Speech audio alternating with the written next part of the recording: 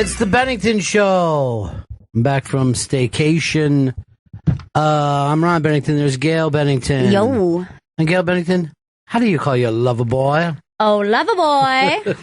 Such a strange song. Well, love is strange. And that's the message. Love is strange. How did the B-52s not cover this? I know. That would have been perfect for them. But I like any song that stops itself for a conversation. Yeah. You know what I mean? Like suddenly, we're not singing anymore. Right. We're just doing a little Q&A. Gail, you were sick over your staycation. I was sick, and I'm still a little sick, but I was sick for the entirety of the vacation. Right. I barely saw any other humans. I was home the entire time. It kind of stunk. But I guess it's a good time to get sick, is when...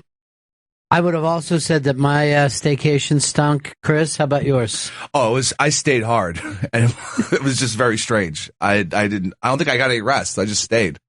What do you mean by stayed? I don't know. I thought he meant that he had boner the entire time. When he said I don't know what that hard meant. The entire break. I don't. You just yelled, I stayed hard. Oh, okay. At one point, he and I had to... Well, there's a couple of things that we did work-related, but we were supposed to come in and do this stuff for Bill Hicks. There's a Sirius XM as the exclusive of the album, and we were going to come in and cut it, and he's like, well, we can do it at 9 o'clock. And I'm like, that'd be great. Yeah. Instead of coming in here during the daytime, we do it at 9 o'clock. And I'm just about to leave. And he's like, just found out that Sam uses the studio, so we'll be here at 12:30. So it's quite a difference. Yeah. We were here in the middle of the night, like complete weirdos. I imagine that was a really weird scene. Yeah, and then, you don't party but sleep till 5 o'clock the next day. Right. So my sleeping schedule completely fucked up. Oh, no. Yeah, just to be in here in the middle of the night, quiet as shit. It was a weird scene. Was it creepy in here? I would imagine it's very spooky. Yeah, I would say it's creepy, Then we were out on the streets. We cut a quick scope. And it was just odd. It was just absolutely odd. Well, this block is weird 3 a.m. I mean, it gets fucking strange.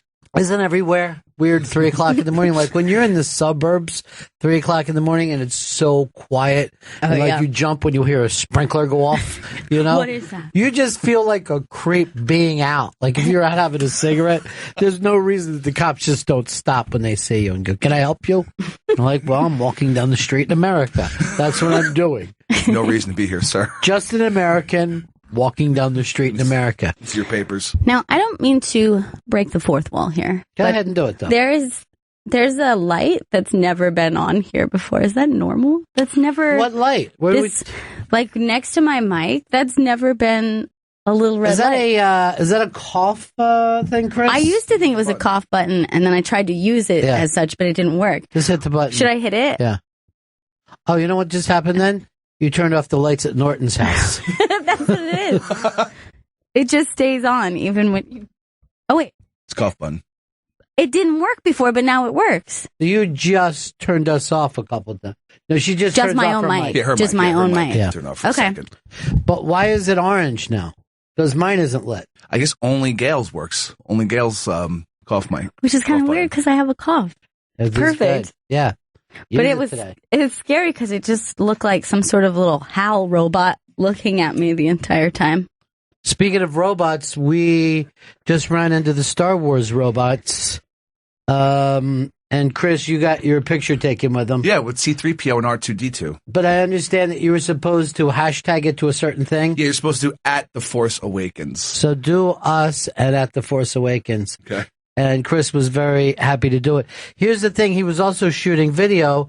And I'm like, the girl from Dancing from the Stars, who is Bruce Willis's and Demi's daughter. Rumor? Is that her name? Rumor, yeah. And I guess she did Howard today. I recognized her by her well-rounded ass. And I'm like, oh, that's... You know who that is right there from Dancing with the Stars? Because she's a tremendous dancer. She won, right? Yeah, I mean, not even just one. One going away. Like the entire country just went, oh my God, this kid's an amazing dancer. And forget this being a contest. This is we are just handing it over to her. And I was trying to get Chris to get them all in the picture together. And he ignores when there's people around. When there's people around, he gets so weird. It's not his strong suit. No. Here's humans. Here's the two things that he won't do. Be able to listen in a crowd. It's impossible for him. How do you mean, like he just gets distracted? Yeah, he's just like, his head's all over. You know, he puts his thumb up at people like he's all happy. And then the other thing that he can't do is answer his own telephone. He never answers his phone, ever. But he'll call you back. The second that you hang up, your phone rings. Are you screening the calls? Is that what it is? No, I don't think Ron's a creditor. I'm not screening the calls. It's just bad coincidences. That's all it is. It can't be a coincidence if it's once a day forever. That's no longer a coincidence. Like, what a coincidence. The sun comes up. A pattern is emerging. Thank you.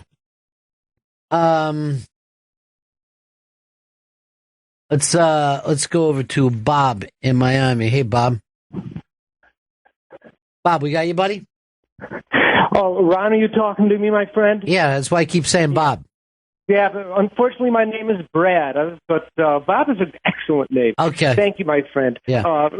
First, I wanted to thank you. A few months ago, you helped me promote a Zappa Plays Zappa concert up in Waukegan, Illinois, and you guys can make the road trip. But here's another really amazing opportunity. I don't know if you guys have heard about this yet, but Alex Winter, the documentary director who Bill and Ted used to be Bill or Ted. Have you talked to him?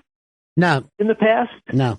You should have him on. He's involved with the Zappa Family Trust right now, and we're in the last few days of a Kickstarter campaign that they've initiated, the first officially sanctioned documentary about the life of Mr. Zappa, and it's pretty amazing because the Zappa family has let Alex into the vault where there's literally metric tons of tapes, videos, concert footage that is starting to decay because it's physical media that it's been hard to put together. So anyway, if you're interested in being involved with this, it's an incredible project because they're some of the most amazing awards for being involved. Everything from T-shirts and little trinkets from the vault to all the way up to becoming an executive producer, recording your band in Frank. All right, so it's what's it listed at on Kickstarter? It's zappamovie.com.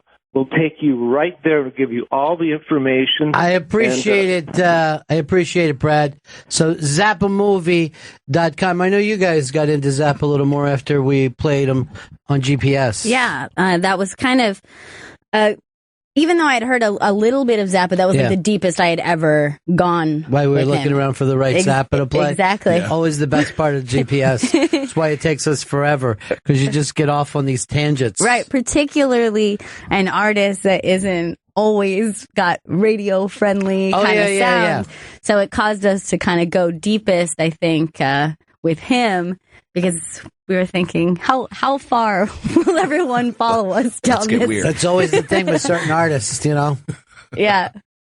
There's always that thing of like, well, I like this, but well, everyone else. And that is actually the history of radio right there.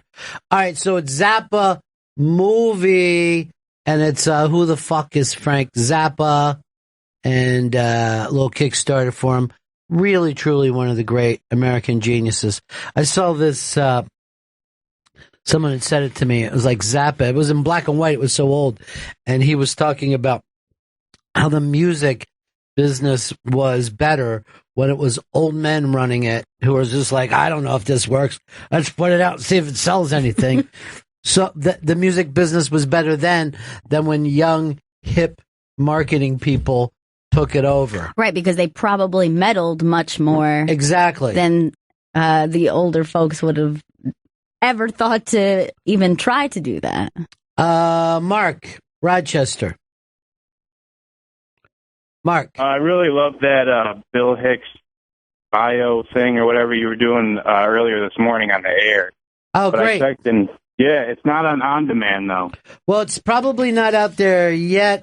Bill Hicks, A Life in Comedy. That's me talking to, well, I don't have the names here, but really like 10 different great people. David Tell, Tom Rhodes, Margaret Cho, list goes on and on and on of people. And then we were playing the full thing after that. They still doing it the same way, Chris? Yeah, I believe, yes. It's Ranted E minor variations. Right, I know, but are they playing it fully like that?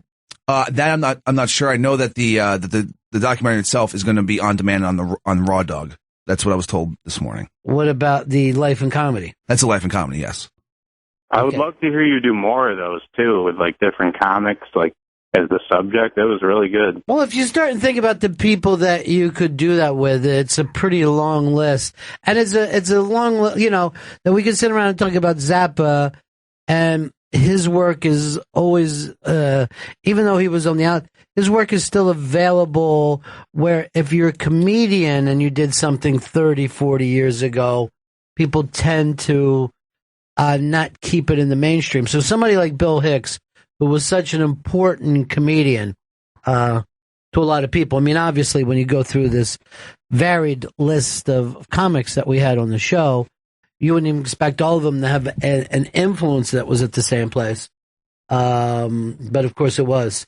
I loved how I think you saw through that piece so much how somebody's legacy it goes on after them. It takes on this life of their own. You wouldn't, I'm sure as much as Bill Hicks was clearly the type of comic who cared about the work, and he was obviously on to something big, right. And he was definitely going after that. It doesn't necessarily mean ever in a million years that somebody like that would think about what that ripple effect would have on other comedians, other types of comedy. It was really cool to hear that, particularly from comics who are dissimilar to his style. Yeah, the similarity, of course, is finding your own voice and being original. That is the thing. Like, to go, like, what can I do differently? What can I do differently is important in every art form, But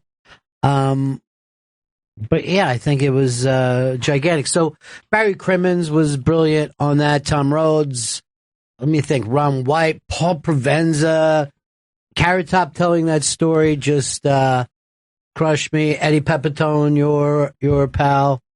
It was just Judah Freelander. Yeah. Even Bob Saget in his own way. Yeah. I love Carrot Top's story so much because I think that was, of all the stories, and there's some really fantastic stories, it was the one that really humanized the whole thing so much. That almost didn't make it? Really? I'm just going to point at Chris. He had forgotten it. And I'm like, Chris, and then he goes like, well, he really didn't talk about the work. I'm like, Chris, I want that story in. And then he was like, well, we haven't played that on Mass yet. I go, Chris, I'm not fucking kidding you. It's 2:30 in the morning. I want to get out of here.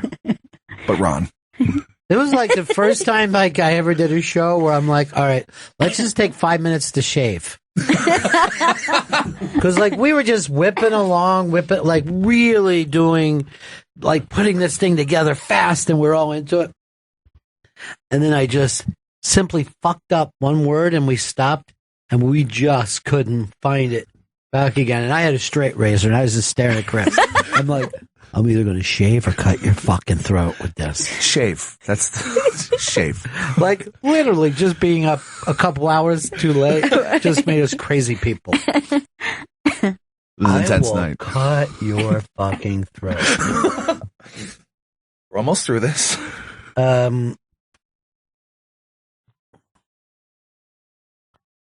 Oh, your picture is up, Chris. Let's take a look at it. This is good. This is what people are writing. What? They be nice? Yeah, they're being real nice. Good. The Half Horse Awakens. Hey, Pepper, nice maternity pants. Maternity pants? Come on. They're jeans. They're Levi's. They have the elastic waistband. Yeah. Make it nice and big so I can see the maternity pants. They're not maternity pants. Your head looks flat. Why are you pointing? That's number one. Star Wars, number one, all time. Oh my God. I've never seen a walking, talking bowling pin. Stanley is quite unique. Bowling pin? This one just says that they're saying C-3PO, R2-D2, and the fattest Jawa in the galaxy. Oh, come on! That's just fucking mean. Really? That's just mean. Yeah. Why be so mean to me? He's on steroids. Thank no one you. ever brings that up. I'm on a cycle. He's sick. Looks like it's like the droids did make a wish. Hicks looks more like Tony Clifton every day. And then Sounds like him too. That's a compliment. Has anyone done Obi-Wan cannoli yet? Love to be a Jedi.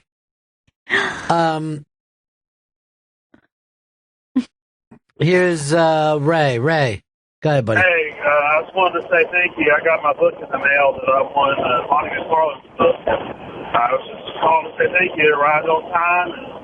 It's a great book. I usually don't read too many books, but I'm all in on this one. Well, read the hell out of it, my friend. It's a damn good one.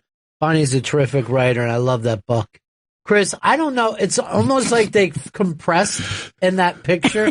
I don't know who took it, but that's not your side. You're not. They've rounded everything out. Yeah, it's. I think they put a filter on it or something. I don't trust this.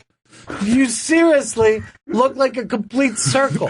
Everyone, this is not an accurate representation of me. The problem is the SiriusXM logo looks fine, so Okay. maybe. Maybe it is right. I blame that goddamn droid. And people are writing, what the hell's up with Stanley's pants? What's wrong? Look, It looks like it was photoshopped in Disney World. Your pants. Look, real life. What's wrong with these pants? Are When are they you having tucked the into your baby? socks? When are you having the baby? He's Baby. Oh, Baby pants. These are adult pants. Hey, Chris Stanley. What happens when you want your maternity pants? oh, baby pants. Look, I was kneeling, so it's not odd You're not angle. kneeling. Look, there's a bent knee right there. Kneeling, your knee is down. At most, you're genuflecting or trying to ass fuck CP3PO or whatever the fucking dog's name is. I hate those things. Isn't he a robot dog? He is, by the way, the weirdest kid. Like, Chris is such a weird kid. He walks up when it's time to take his picture and he goes, "Hi, robots." That sucks. That fucking sucks.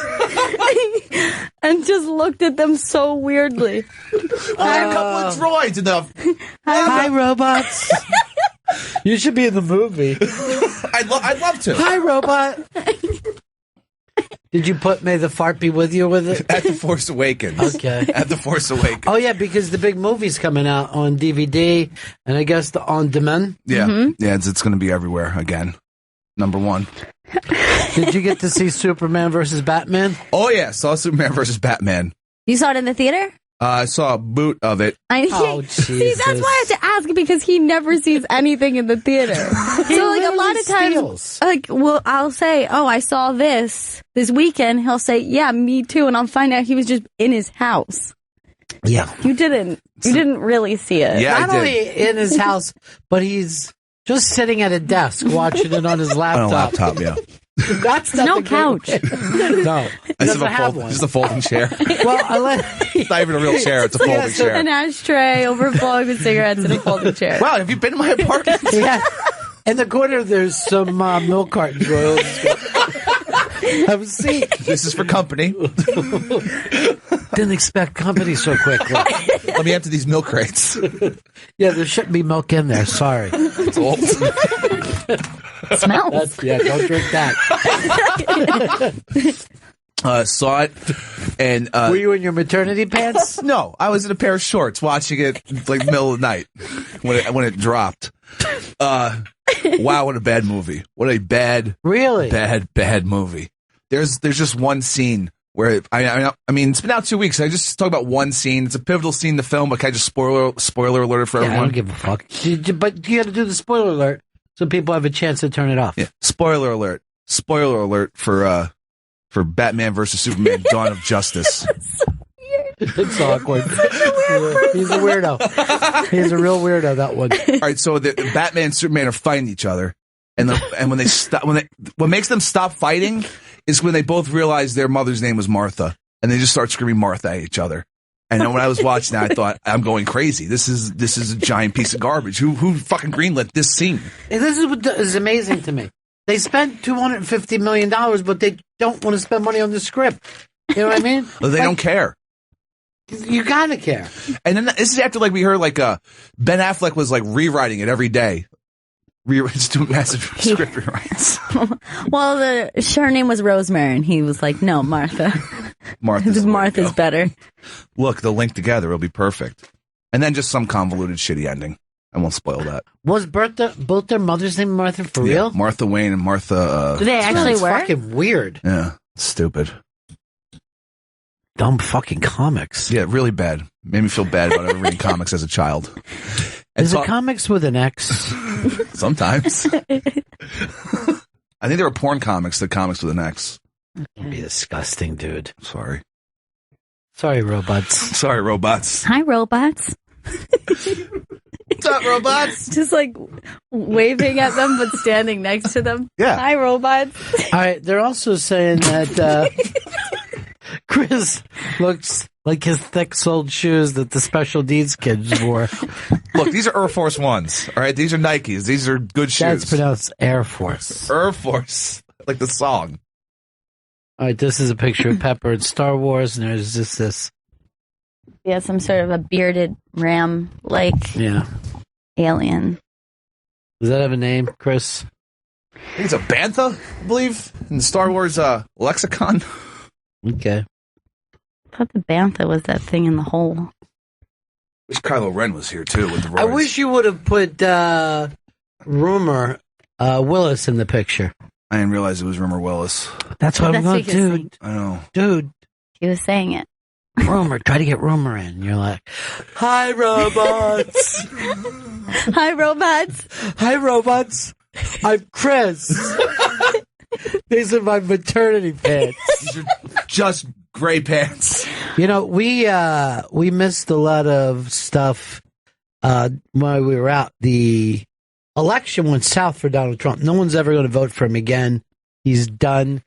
It's over. It's all about the guy who ate his own booger, Cruz. And Kasich came to New York and made the one stupid mistake that so many fucking politicians have. He was eating his pizza with a fork. Come on. And it's like the one thing that freaks out people in New York. And it freaks them out. And this is not the first time. You must have heard when it happened to Bloomberg. You must have heard that everyone was upset.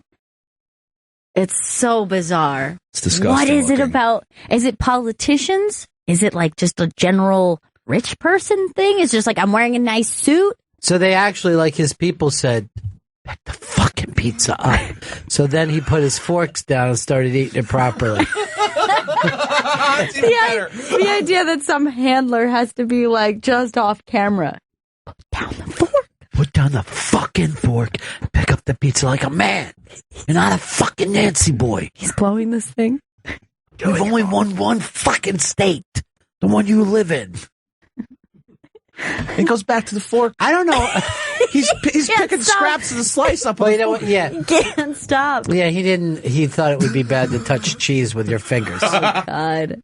And he's stupid enough that he also even looks like he's talking with his mouth. It's not like he's some mannered fuck. This guy's a barbarian. He just uses a fork on a pizza. But it actually looks like it had to be explained to him that this is how humans eat it. Dude, the news people were so goddamn happy when this happened. Like you could just see their glee. We have to break in. He's in his piece with a fucking fork. Look at him. Look at him. But you can't put a straw in a beer. And I think somebody did that before. Bloomberg did put ice in his beer. He drank his beer put ice on cubes. And then he said, well, that's the way they do it in France. Bullshit. I don't think they do. Bullshit liar. It's stupid to bring up France when you're running for something. Right. Like France isn't like when people go, hey, I want to vote that guy. He's kind of pro-France. He's cultured. Ugh. That still weirds me out. The beer and ice. Baby. Ow, ow. Why was that song being played today? What are we doing? We never even Oh, yeah, that's right. I had the idea of movie songs that have done at least double duty where they're in two iconic movie scenes. So that song is in two different movies in two very iconic scenes. So I know one is Dancing Upstate, I think is the name of it. We're dancing upstate. Yes, Dirty Dancing. Oh, yeah. Yeah, a.k.a. Well, when I saw it overseas, it was called Dancing Upstate, but I don't remember the other one. The other one, should I tell you? Or do you want to guess? Does anybody know? Oh, I know. Is it I took a DeLorean back in time and made out with my mom? No, it is not. But is it a 50s? It's a 70s movie. 70s movie? It takes place in the 70s. 70s movie. Okay, is it American Graffiti? No. Early 70s is The Last Picture Show. No. Very lost on. Should I Joe's describe? Looking it up. I'm watching Joe on a computer. Not fair. You can't look it up, Joe. You will not be. You will not be asked. You said that we're all doing a contest. I'm not. Look, no and phones. Then he's looking. Yeah. Jesus! Just slam that into the wall. Just put a hole in the wall. Is it a famous film or a small film? It is an iconic film, so it's not necessarily it's not on the level of like Dirty Dancing is like a pop kind of. Everybody knows that movie, but this is a movie that is well respected. Yeah, if it's early 70s, it probably is. Is it a famous director? Yes. Yes, it is a famous director. Is the director Stanley Kubrick? No. Chris, your turn. Cassavetes? No.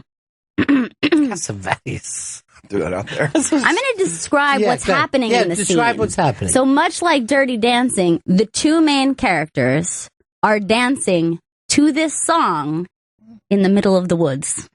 In the middle of the woods? I have no idea. Dancing in the middle of the woods. Boy, I'm not even sure that I know this. Is it Summer of 42? See, I'm more locked in the early 70s. Yes. It is early 70s. Famous director, Wood's dancing scene. Give us another hint. Are they wearing maternity pants? No, they're not wearing. Was one of them a robot? The characters are, I believe, at this point on the lam. They were hiding out in the woods. This is Sissy Spacek. Yes. It is. What is the name of that fucking movie? The Sissy Spacek story. Yes. I was going to say Carrie. Get out of here. I thought you were going for Coleman. And Martin Sheen. Yes. It's the Sissy Spacek. Martin Sheen, we shoot people and we shoot them and we'll never stop shooting them, no, they say. They're very shooty. Terrence Malick is the great director. Badlands. Yeah. Why are you going bad like that? I was trying to think you were doing goat stuff. This is the goat film. All right. That's great. Yeah. That's great. So this has to be, these songs are iconic in at least two different movies. At least two scenes. Could be even three. Could be three. I think it was in Casino too. Was it really? It was in Casino. You know what song shows up? Like you always know the time period whenever you hear that song Sleepwalker. Oh, yeah.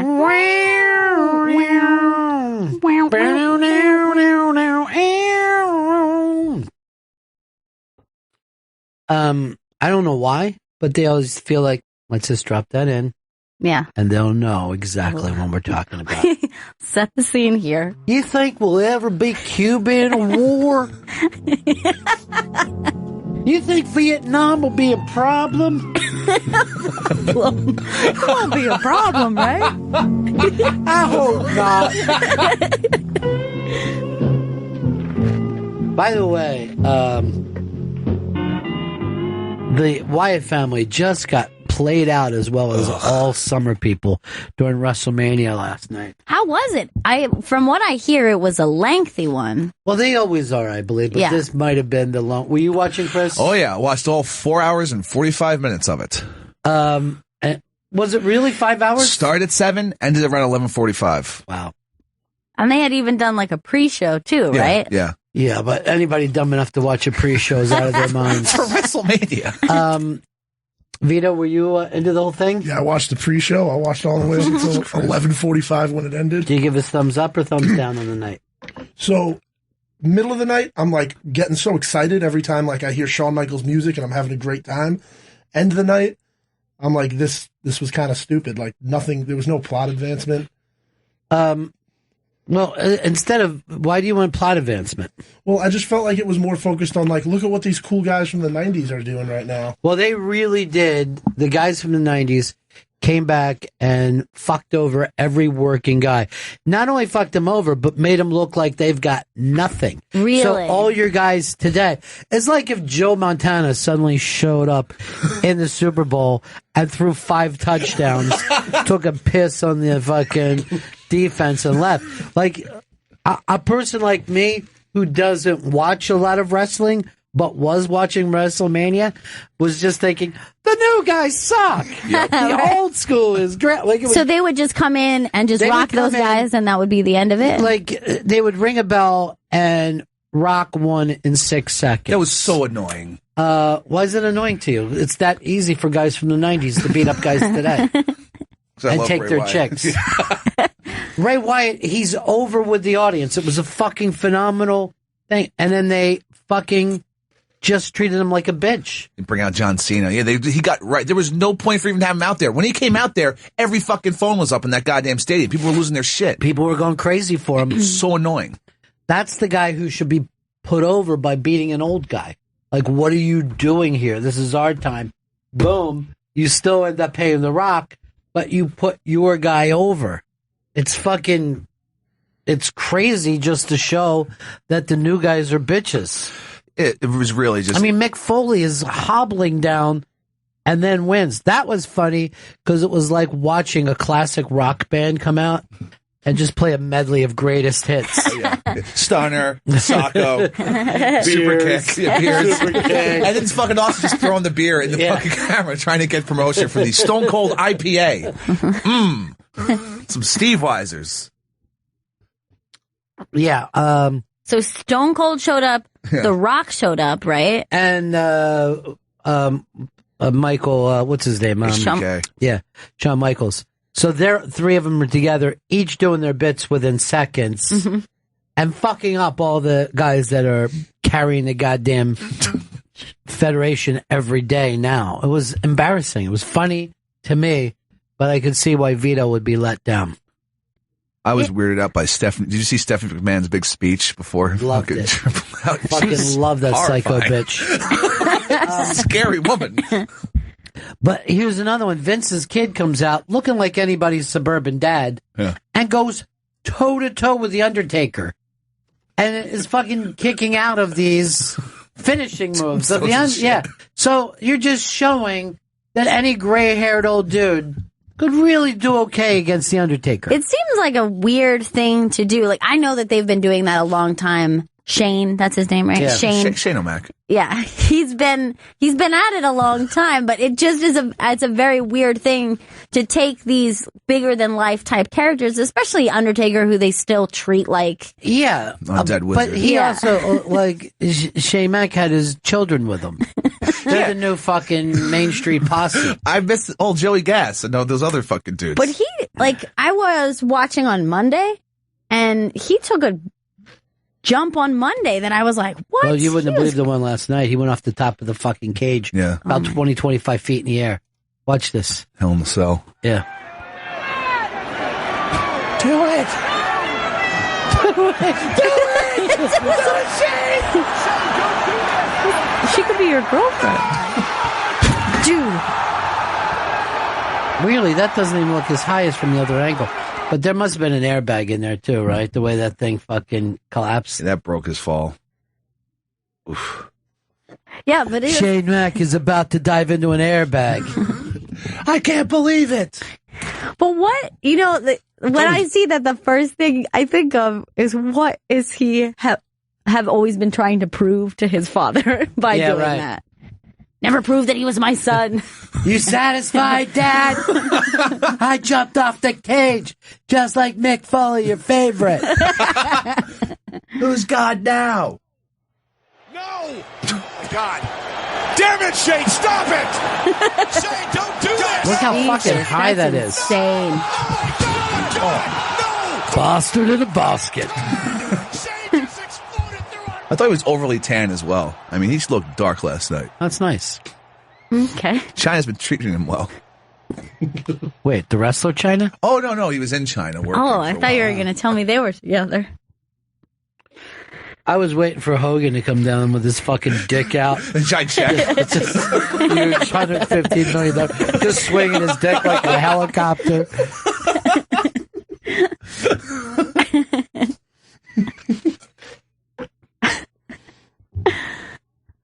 Man, I can't believe, though, it seems to me like in the past, there was always like the kind of set principle that, you would always have the older guy or the retiring guy take the dive. You would kind of always have them put over the young guy. John Cena and The Rock just beat the shit out of the entire Wyatt family. It was just really just depressing to watch. And also, called them fucking basically hayseeds. Yeah, just mocked them out. Why don't you go eat a Cracker Barrel? There's not even a fucking joke to that. It's just a place people eat. And people in Texas were laughing yeah, you're right, Rock. They're a bunch of Cracker Barrel eating fucking morons. Yeah, they're inbreds. Yeah. Hey, Matthew. Matthew, what's up, buddy? Hey, what's up, Ronnie B? Long time, man. Hey, what do you say? Not much. Hey, just real quick, Gail, you are an excellent addition to the show. I love the show lately. Hey, thanks. That's really sweet. Hey, anyways, so this past summer, someone was like, "Hey, why don't you?" They're casting extras for vinyl, and I sent them my picture, and they got back to me the next day. They're like, "We want you to portray a prisoner." So I was like, "The hell with it, I'll do it." So I went in there, and last night was the episode. I thought they would cut it. But I was in there. I had my hand in my head, and I was sitting on a bench, and it was kind of amusing. All right, I'll have to look for it. Hey, a couple things real quick. First of all, that scene was shot. It was like a makeshift prison. It was up on 135th Street at this community center. They made that prison that morning. It was it was pretty crazy. Yeah, it's always amazing when they do stuff like that. And second, I thought Bobby Cannavale was much bigger because of his role on Boardwalk Empire. You look like a giant, but I mean, I was about an inch taller than him. I mean, I'm 6'1", 6'2", but it was interesting, man. And real quick, the show itself, I mean, I knew it was going to be kind of like a carnival thing, but when I first saw that first episode with the guy portraying Robert Plant, I was like, "Oh, this show is off to a rough start." Right. Well, so far, Dice has been the best thing in the entire thing.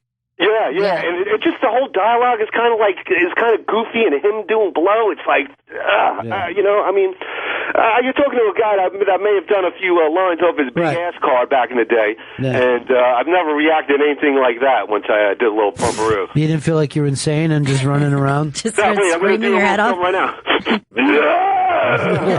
All right, Matthew, I'm gonna look for you, buddy. Thanks, buddy.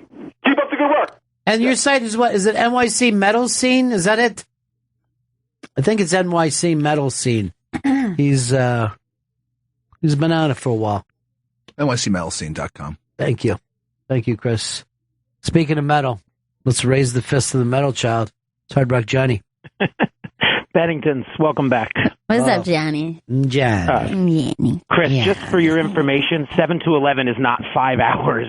It's before. You said it was like 5.5 hours. I said it was 4 hours. I said almost 5 hours. 7 to 11:45. I believe you said it was 5:45, but I could be wrong.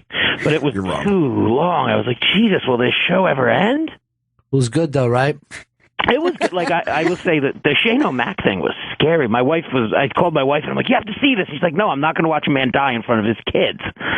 I mean, that was a crazy bump. That may be the biggest bump anyone's taken in. It was into an airbag, Johnny. Well, you could see when the table crushes, seems to be some sort of material under it that may have cushioned his fall. But let's face it, anybody could have done it now. I would like to see Pepper in his maternity pants do it. Foley went off and landed on Tex. That was bad. But let's talk about your maternity pants, Chris. Yeah. Look, they're not maternity pants. They're just some nice Levi's. That's all. They're gray. Mom jeans. He's wearing mom jeans. Your mom jeans. Chris, lean back. The baby's starting to crown.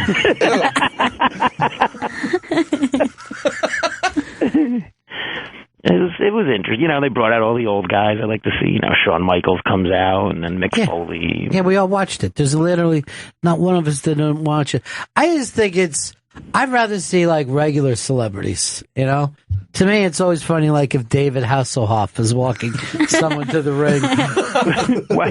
What about Shaq jumping into that was really bad. That was Shaq into forgot about that. And the classic thing that they've been doing for the 60s, everyone throws out the giant guy together. Yeah. It takes everybody to throw him out. But I always liked when a celebrity would show up because they would be, for some reason, so invested in the storyline. You're like, what's your horse in this race? Like, why did you care so much? Why are you fighting with Kane, Pete Rose? It's a big red machine. They've always had problems with each other. We're the big red machine, not you. Joe Morgan and Pete Rose running the aisles. What'd you think about the Freebirds? Did you enjoy that? Did you watch the Hall of Fame and see the Freebirds get inducted? No, I didn't watch the Hall of Fame, but I'm all a big fan of the Freebirds. Of course. Only two of them were alive. I thought maybe three. I didn't realize that Bam Bam, and I knew Bam Bam died, but I didn't realize that Buddy had died. Well, those guys live fucking hard, dude. The story, Michael Hayes told some really funny stories about the road, which I don't think they those guys used to go in and fucking, like these small southern towns, they'd go into the bars and basically be the Freebirds in there. That's the They're shit. chucking guys over fucking tables. That's so great. That was the story. I could never do it justice, but he told the story. They went to a bar and a guy ended up trying to shoot him, and Bam Bam Gordy started laughing, and the punchline was, "Why are you laughing?" He said, "Because they missed." And they got run out of the bar and got shot at by some bikers. Like that's basically what you're right. They would go. That's just Southern fried fucking living. That was them back in the day. But I always thought that he was just amazing on the stick when nobody was. As a matter of fact, the fucking kid who won the Intercontinental belt last night. Oh yeah, the woo dude. It was like some of the worst fucking mic work I've ever seen in my life. And then they go to a commercial. But I was watching a thing the night before. What's their other NXT? All right, NXT. They had some fucking Japanese Freddie Mercury type guy out there who was fucking amazing. It was so effeminate and he was so skilled. Yeah, it was fucking crazy. I gotta watch that shit. It was Nakamura versus Finn Balor. What's his name? His name is Nakamura. He's unbelievable. Yeah. Now, am I right when I'm saying he's like a Freddie Mercury? Yeah. A Japanese wrestling Freddie Mercury? This sounds great. It looks like an actual anime fucking character. Holy shit. And I'm watching the thing and I'm like, this guy's better than everybody that's in the other fucking show. That's everybody. ridiculous. This guy's better than. NXT kind of changed from what they wanted it to be to what it's become. They thought it was just going to be like this minor league thing, and it's been getting just so much heat everywhere. Look at him. Oh, he's great. I like the red leather pants. Maybe they make them in your size. Look at the craziness. This guy's fucking nuts. Yeah. And then he'll just do this weird, effeminate poses in the middle of these huge fucking spots.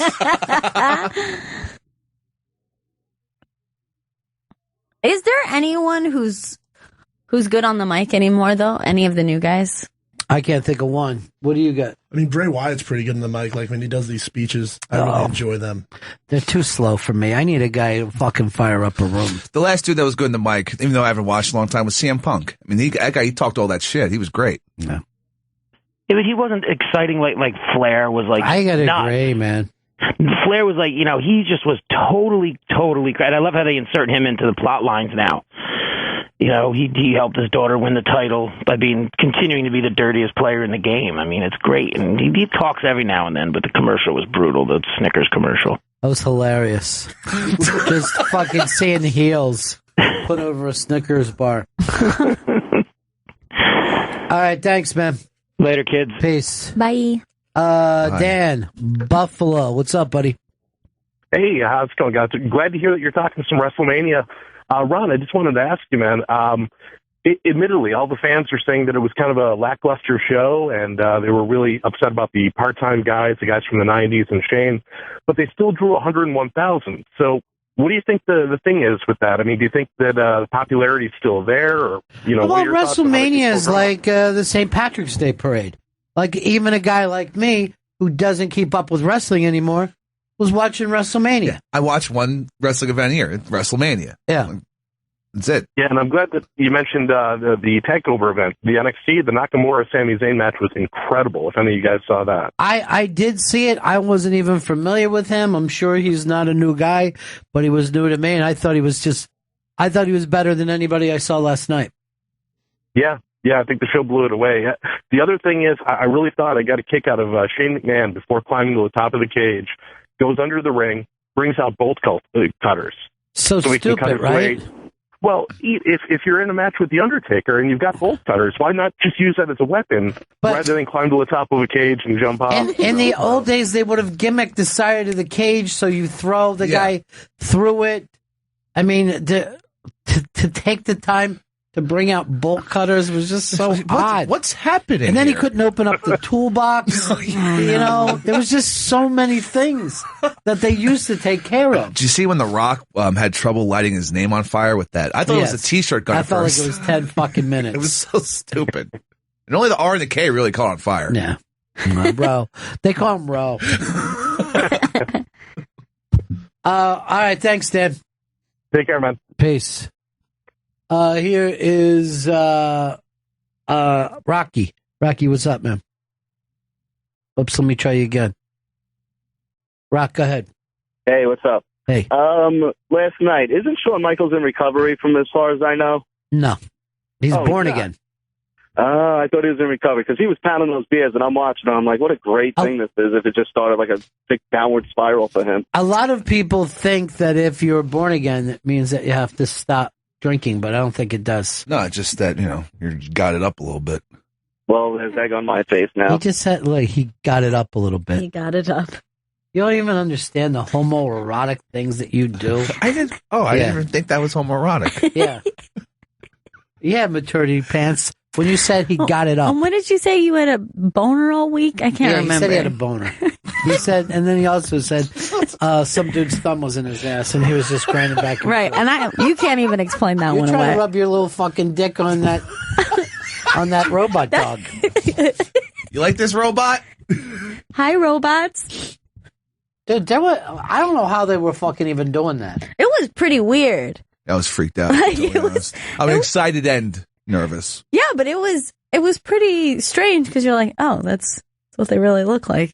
They're being actual droids right now. It looked pretty cool.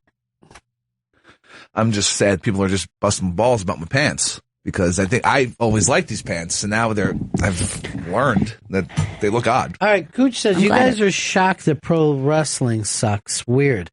I don't even think that we said that it sucked. We thought it was just bad storytelling, that you're not helping your product, And Vince was, that was something that he was known for. Yeah, I know JR isn't with them anymore, and he came out and this was saying that, like, they just have to turn Roman Reigns a fucking heel. Like, he dropped an F-bomb. He was all pissed off about Roman Reigns.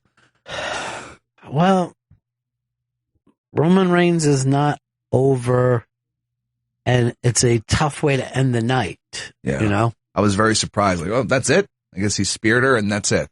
I thought he was going to do it. That was fucking he speared Vince's daughter. Oh man, crazy Stephanie McMahon. She was out of her mind. You're nothing but followers. We're the authority. And all you pieces of garbage, we rule your lives. She came out with a skull face on. She was just out of his fucking... Like, I never thought I would say this, but I don't think she's good enough for Triple H as a person. I think he could have married better. All right, we got a break here. A lot more stuff coming up, including a big surprise for Joey Jojo and Vito. It's Bennington. It's the Bennington Show. Back from staycation, still coughing. In Chris's case, still wearing maternity pants. Now, Chris, who do you think is doing an overall better job right now, Joey Jojo or Vito? I would say Joey Jojo. And Gail, I know you feel a little differently. I guess Vito. Yeah. So I was thinking this. Neither one of them is doing well. But we can't end this in a tie. So we put together a surprise for the kids, and that's their ability to host either the Tonight Show or Late Night. Would you guys be willing to do that? Yeah, totally. Now, which one of you guys thinks that you're the better gag writer, the better joke writer, and the better presenter of comedy? I would say I'm all three of those. Wow. Vito? I would say I'm all three of those. And which one of you benches more? 350. What do you do? 350 No. kilograms. You do 350s. What are you benching now, Vito? Right now I'm doing like 310 max out. Jesus. His heart's going to explode. All right. So, Chris, let's set up the mic. Now, here's the thing. The gags that you guys wrote for the Interrobang Wire, right? I want you to do as if this was a late night monologue. So there's no adjusting, no improving. You just do your jokes as they were. So, Joe, come on in here for this. Okay. Do you need him for anything in there, Chris, or is he cool to roll? No, he's cool. Okay. Let's bring him in first. Gail, are you excited about this? I'm very excited. Yeah. I'm very interested. I feel like this, as much as I was saying very strong on Vito, I still feel like this could go any way. Really? And you're the same way? I'm down with my boy Joe. All right, Joe, you don't want to sit Joe. there. At Look, that mic, Joe. Are you sitting down if you're doing a late night monologue? So hold on, Chris. Don't give it to him yet. Go ahead and take it all the way off. Yeah. Let's bring it out where it's comfortable for you, Joe. This is your stage. Now, do you ever think, the end of your road will be eventually hosting a late night program? Oh, yeah, all the time. Now, if that's true, this will be something that could live on, and people go, oh, my God, that was the first time that he was doing a monologue. All right. Are we going to start him with the Tonight Show or Late Night? Late Night. All right, Chris, I want you to be the announcer. Okay. And you would announce it with his special guest. Yeah. And then it's Joey Jojo. No improving. Just do your jokes as you were reading them off. We're going to hand them to you. Stop looking at your phone. And we're going to... That thing can't save you. So, do we need anything else before... Here, give it to me now. So I'll give it to Gail. Gail can hand it to him. But just do it as if it was monologue. Don't tag it. Nothing. Chris? Hit that music.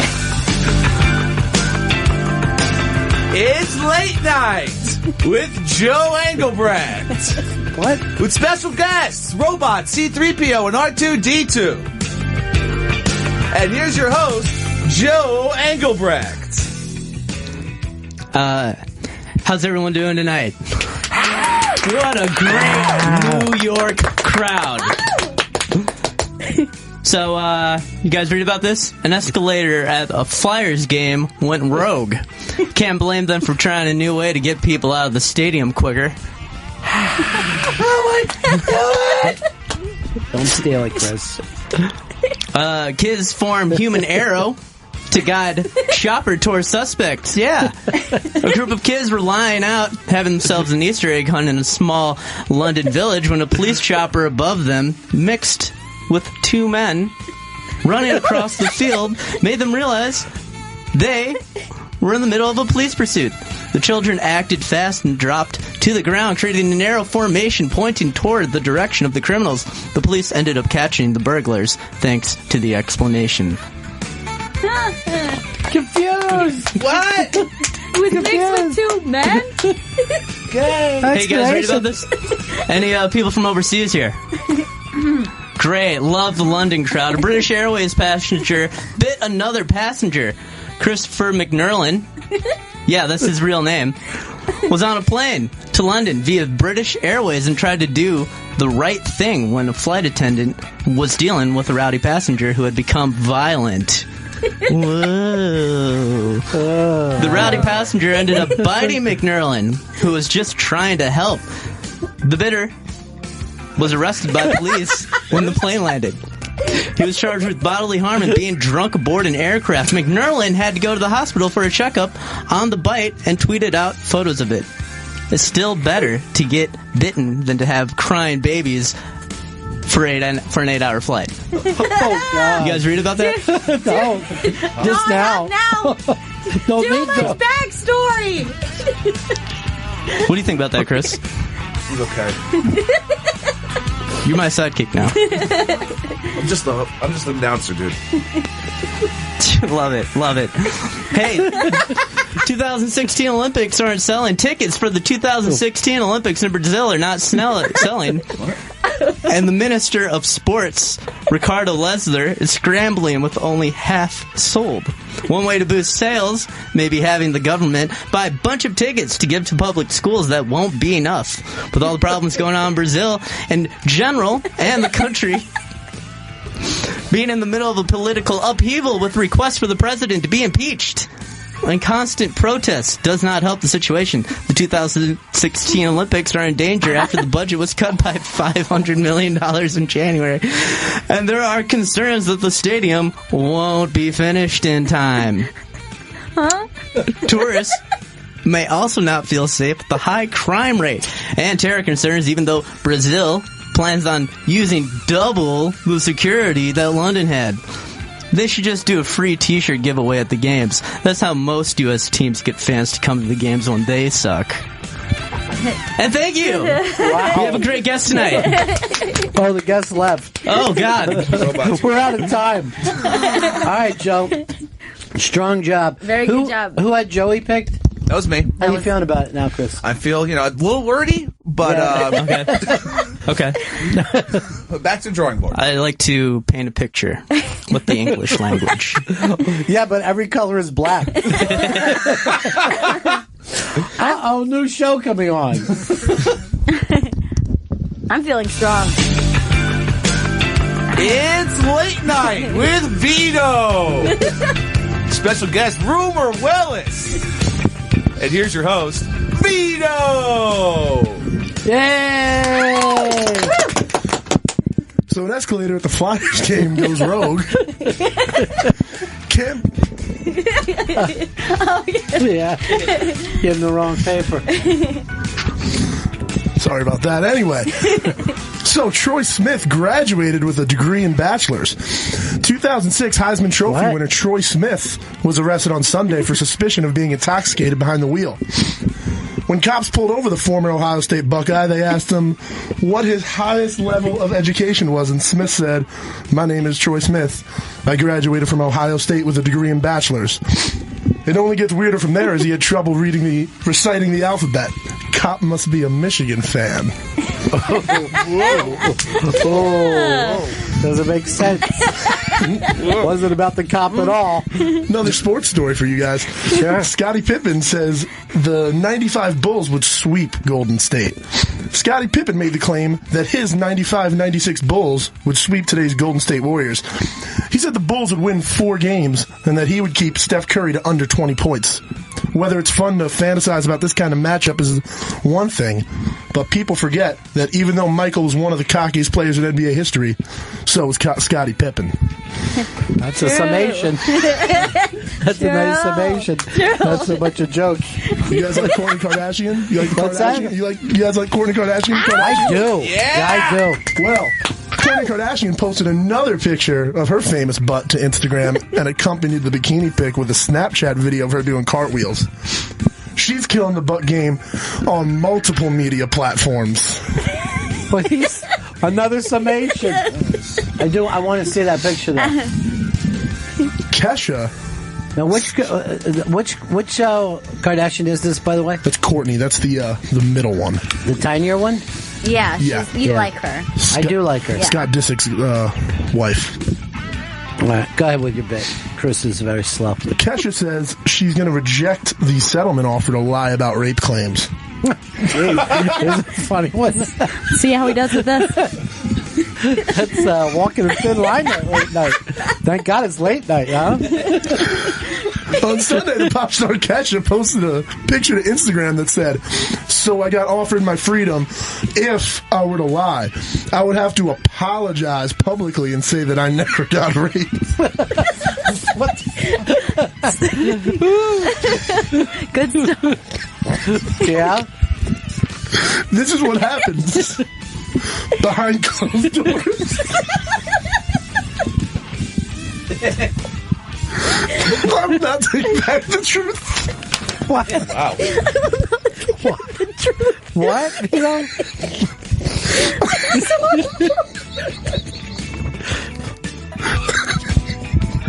I've seen this happen with a host before. He has fun with it, though. Yeah, he does. He has fun He with enjoys it. the show. I would rather let the truth ruin my career than lie for a monster ever again. Kesha is currently in a legal battle against producer Dr. John, who the singer claims raped her. She's fighting the good fight. One Instagram post at a time. It's a Dr. John. Jesus Christ. You got the wrong name. Dr. John is a nice old man. Mac Rebenak. It's Dr. Luke, right? Yes. Which makes your food pick from last night seem not as #epic. All right, wait. Say your joke. What's the last line? Which makes your food pick from last night seem not as #epic. What? He's saying she's fighting the good fight on Instagram, fighting these. Yeah. Okay. I just don't know where you go from a rape to a food pick. All right, go ahead. Last one. Good. Oh, last one. What do you think to announce? Last one, folks. Last monologue joke, everyone. He's good. Yeah. You guys hear about this one? Little girl hates her dance partner. This is why you never try to juggle two girls in the same room. It never works out. Okay. Ow! All right, let's judge now. Gail, even though that you picked Vito, and Chris, even though you picked Joe, push that aside, and they'll just be a fair judge. Okay, so there were differences. Yeah. And they're both their styles. Sure. But I feel that Joe is stronger, less summations, more attempts at jokes. Gail? I feel like Joe was very wordy before he could ever get to a joke.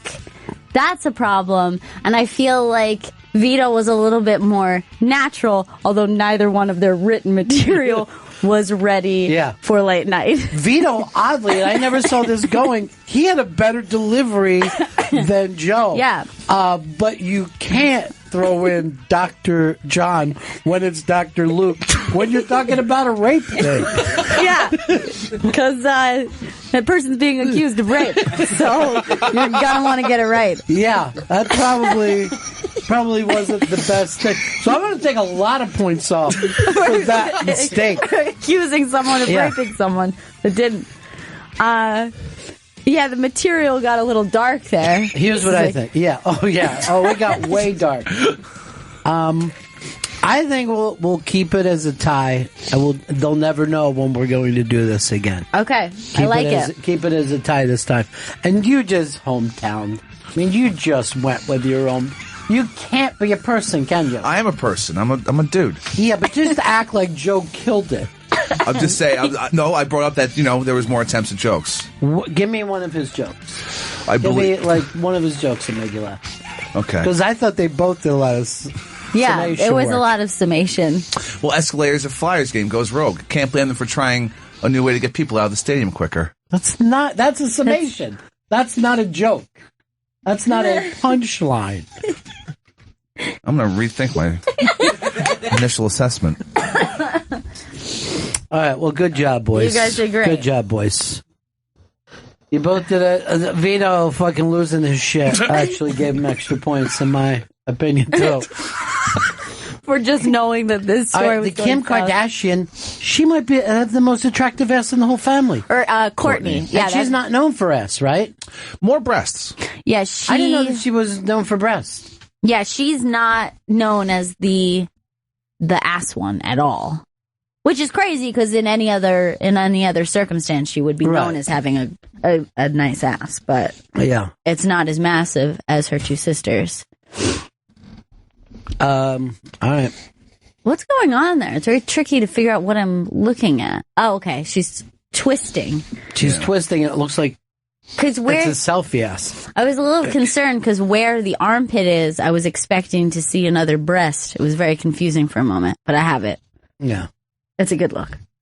I think it would have been more confusing if there would have been another breast in the armpit. That's just me. It's pretty cool. Today's funny rape news. Yeah, I see that being a segment, you know. Seems 4 gangbangers pulled an elementary school girl out into a trash bin.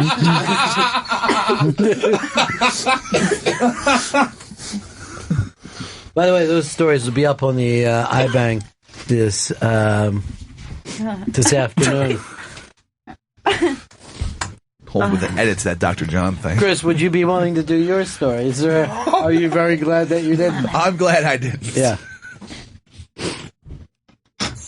Could you do it? I'd say I'm more succinct. Really? I believe so. Whatever he does, he just loses his confidence It goes in 3 like that. seconds. It's something All you have to do is ask a question. I don't get rehab at Lakeview Health. I don't care. What is wrong with these phones, Chris? I don't know. It's a very weird day on them. I'm going to call BNOC later. What's BNOC? Because we're all human beings. That's like engineering, basically. Is that something you say to your robot friends? I know. Why would you say to your audience, BNOC? Here's a term you've never heard. Remember when they kept calling jouk? Like every fucking chance they got? They love saying jouk. You were the guy who said jouk. Yeah, I got caught up in it. Yeah. You said it so much, and you would say, we're a joke today. It's like, you wouldn't say that about here. You wouldn't just say the name of this studio all the time. Jazz is Lincoln Center. That's what it's short for. Well, Lincoln Center is actually a cool thing. Then when you're in the jazz thing, cool. Look, there it is right there. You can see jouk weird. on CNN right now. Because CNN's in that building. Right. And I wish there was a chance for us to go back for a little while.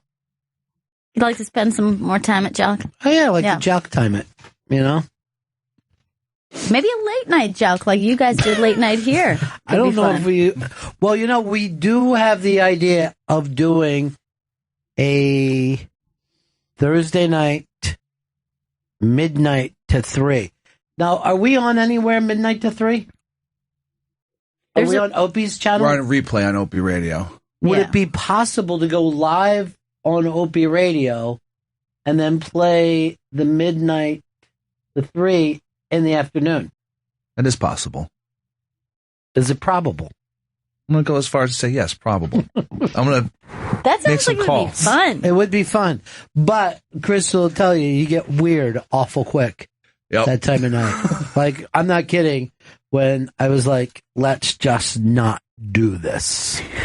And we had like 30 seconds to do left in the entire thing that we were putting together in real time.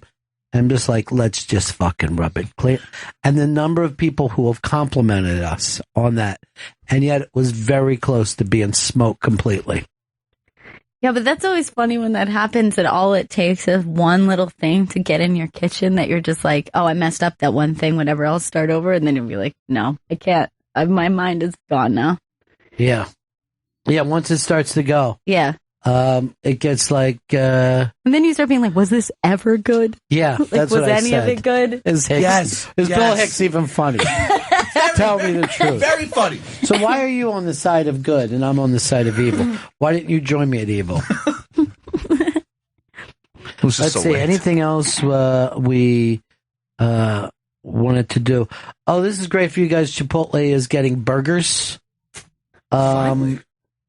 which seems weird.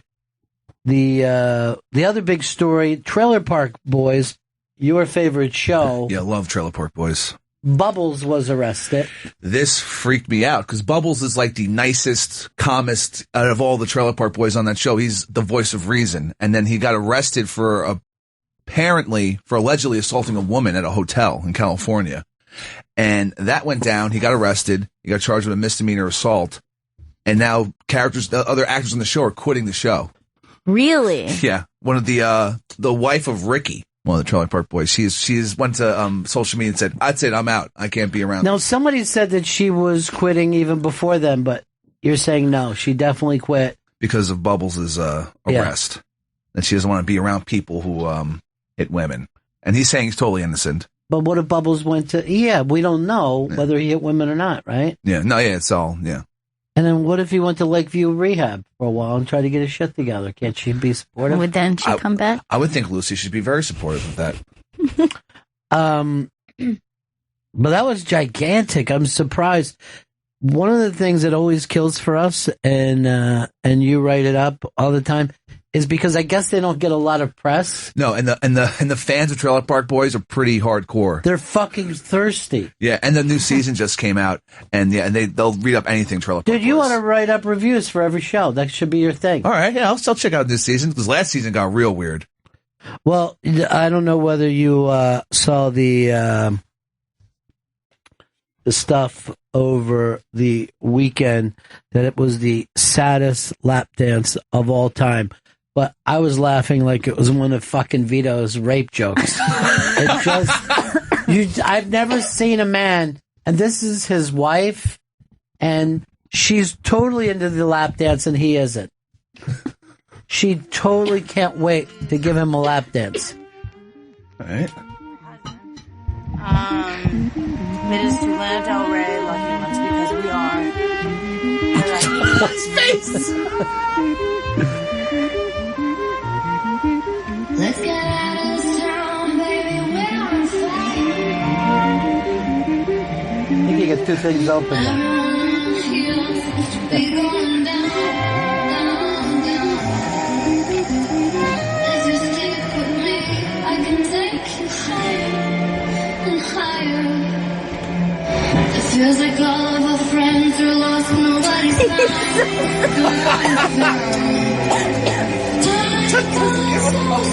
He looks like he's an abused spouse, right? Is he being held against his will? He's not even making eye contact. It's a 1,000-yard stare.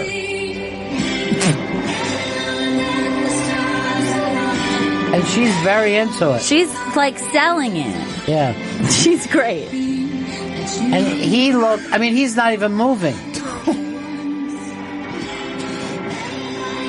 And the camera's in front of him. You can see the screen. You know how he's acting? As if a wolf or a bear just appeared in the room. Like if he doesn't move. Yeah, any sudden movements could get him killed. I like his shirt, though. The shirt's fucking great. But this is the way a man acts at Jurassic Park. All right, don't sit on his lap. That's too much weight.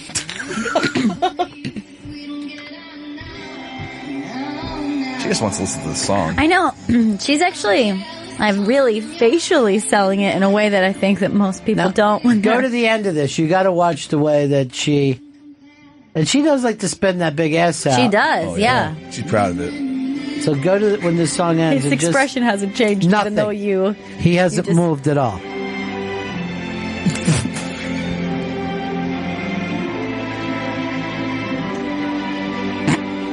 True love, bitches. Wish you had some, don't you? fucking love this bitch. She's so fucking great. Her confidence level was through the roof. True love, bitches. You wish you had some of this. You wish you had some, but you don't. Look at how I please my man. And that fucking guy's not moving. He literally is staring into a abyss called "Till Death Do Us Part." It's the most frightening thing that could happen. All right, this is a clip, and it's always our favorite thing, but a guy called into a Philly guy called into the Philly Daily News to bitch about the fact that they are hard on Donald Trump. Hey, how you doing? I was just reading your soda tax's evil twin is who? Well, I was just reading the whole article, and at the end you put down Donald Trump, whatever. Why don't you leave the fucking man alone, okay? He's running for president, and that's who I'm fucking voting for, because the other assholes don't have the balls to do what he's doing, okay? Every day your fucking paper writes something nasty against the man, right? Especially about the wife thing, about the photographer getting pulled, yeah, and about the wives, when Cruz is the one that started it. But yet you keep putting Trump's name in there like he's doing it, because you don't want him as president, okay? Well, you know, there's a lot of people that's going to vote for him. And if he don't get the GOP nominee, we know what's going on here. It's fixed, ain't it? And so nobody will ever vote, okay, for either party. Oh, yeah, we're going to have lying Hillary, which is nothing but a liar, and set our troops up to be killed. Right? The other clown, Bernie Sanders, and yeah, that's a good clown. The other guy from the governor who wants to cut Social Security in half, yeah, he's going to get voted for. And you got the friggin' liar, Ted Cruz. Yeah, politicians, nothing but them four, nothing but liars. Yeah, why don't you just start writing the damn news, okay, and stop picking on somebody else? Well, why don't you write the truth of how good the man's doing? Look, Ford's staying, ain't they? Huh? No, but they're still building their building, because if he doesn't win, guarantee they move, and none of the other assholes do anything about it, okay? Because they're not. That's the way they are. They don't care about if the jobs leave. So why don't you write something damn good? All right? About the man. About the man. About the man I'm voting for. I'm voting for him, okay? You can write your nasty stuff, but I'm still voting for him. Now, let's get something straight. Villanova's in Delco, not Philly. Stop saying it's Philly. Nova's always been Delco the whole time. Another thing. Hoagies. Cokes. And going down the shore. How come you never bring that up with Trump? Every time I go to the shore, I'm playing at a Trump casino. I leave my house, right straight down to the shore, and within 15 minutes, I'm broke. How come you never write about that?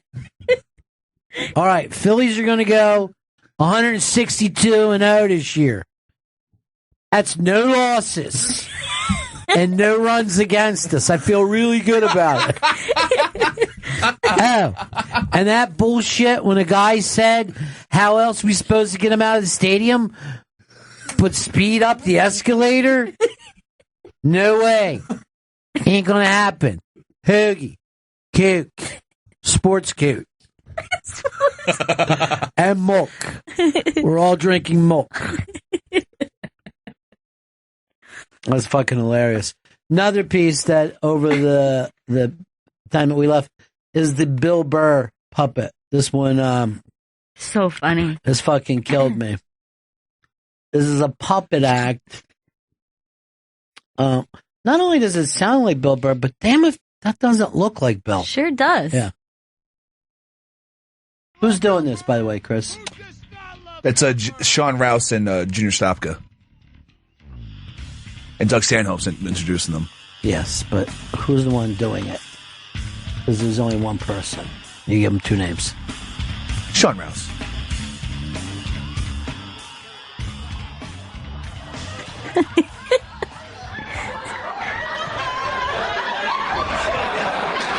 Hi, Bill Burr. How do you like Daytona so far?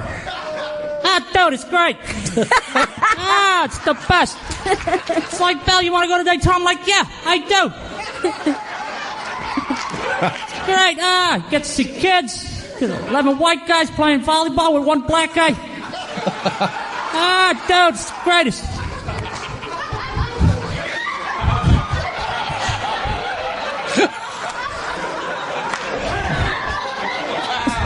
It's so eerie. I know. Bill, I understand you're made of wood. Dude, I love wood. Leaves come out of me. It's the best. It's like, Bill, you want to be a flower? I'm like, yeah, you do. It's like, do you want bugs on me? I'm like, no. Well, that's nice, Bill.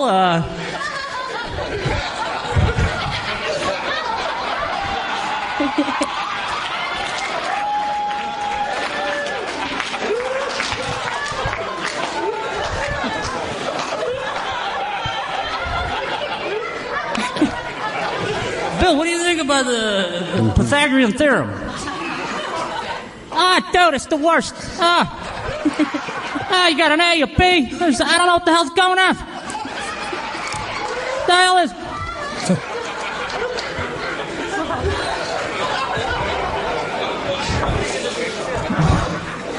Wait a minute, let's stop that. That's not Burr sitting there? No. Wait. I thought that was Burr. No, it's not Burr. Are you serious? Yeah. That's not Burr.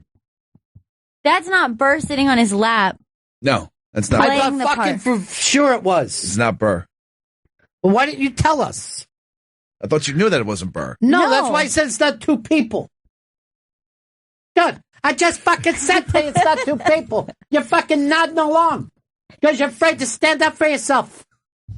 I thought that whole time that was Burr playing along, sitting on his lap. All right, I'm being told that's Sean Rouse. I thought that was Bill Burr. No, it wasn't Burr. I know. You fucking keep saying it now, Chris. You had every opportunity to explain it to us as it started. I have to have the listeners point it out.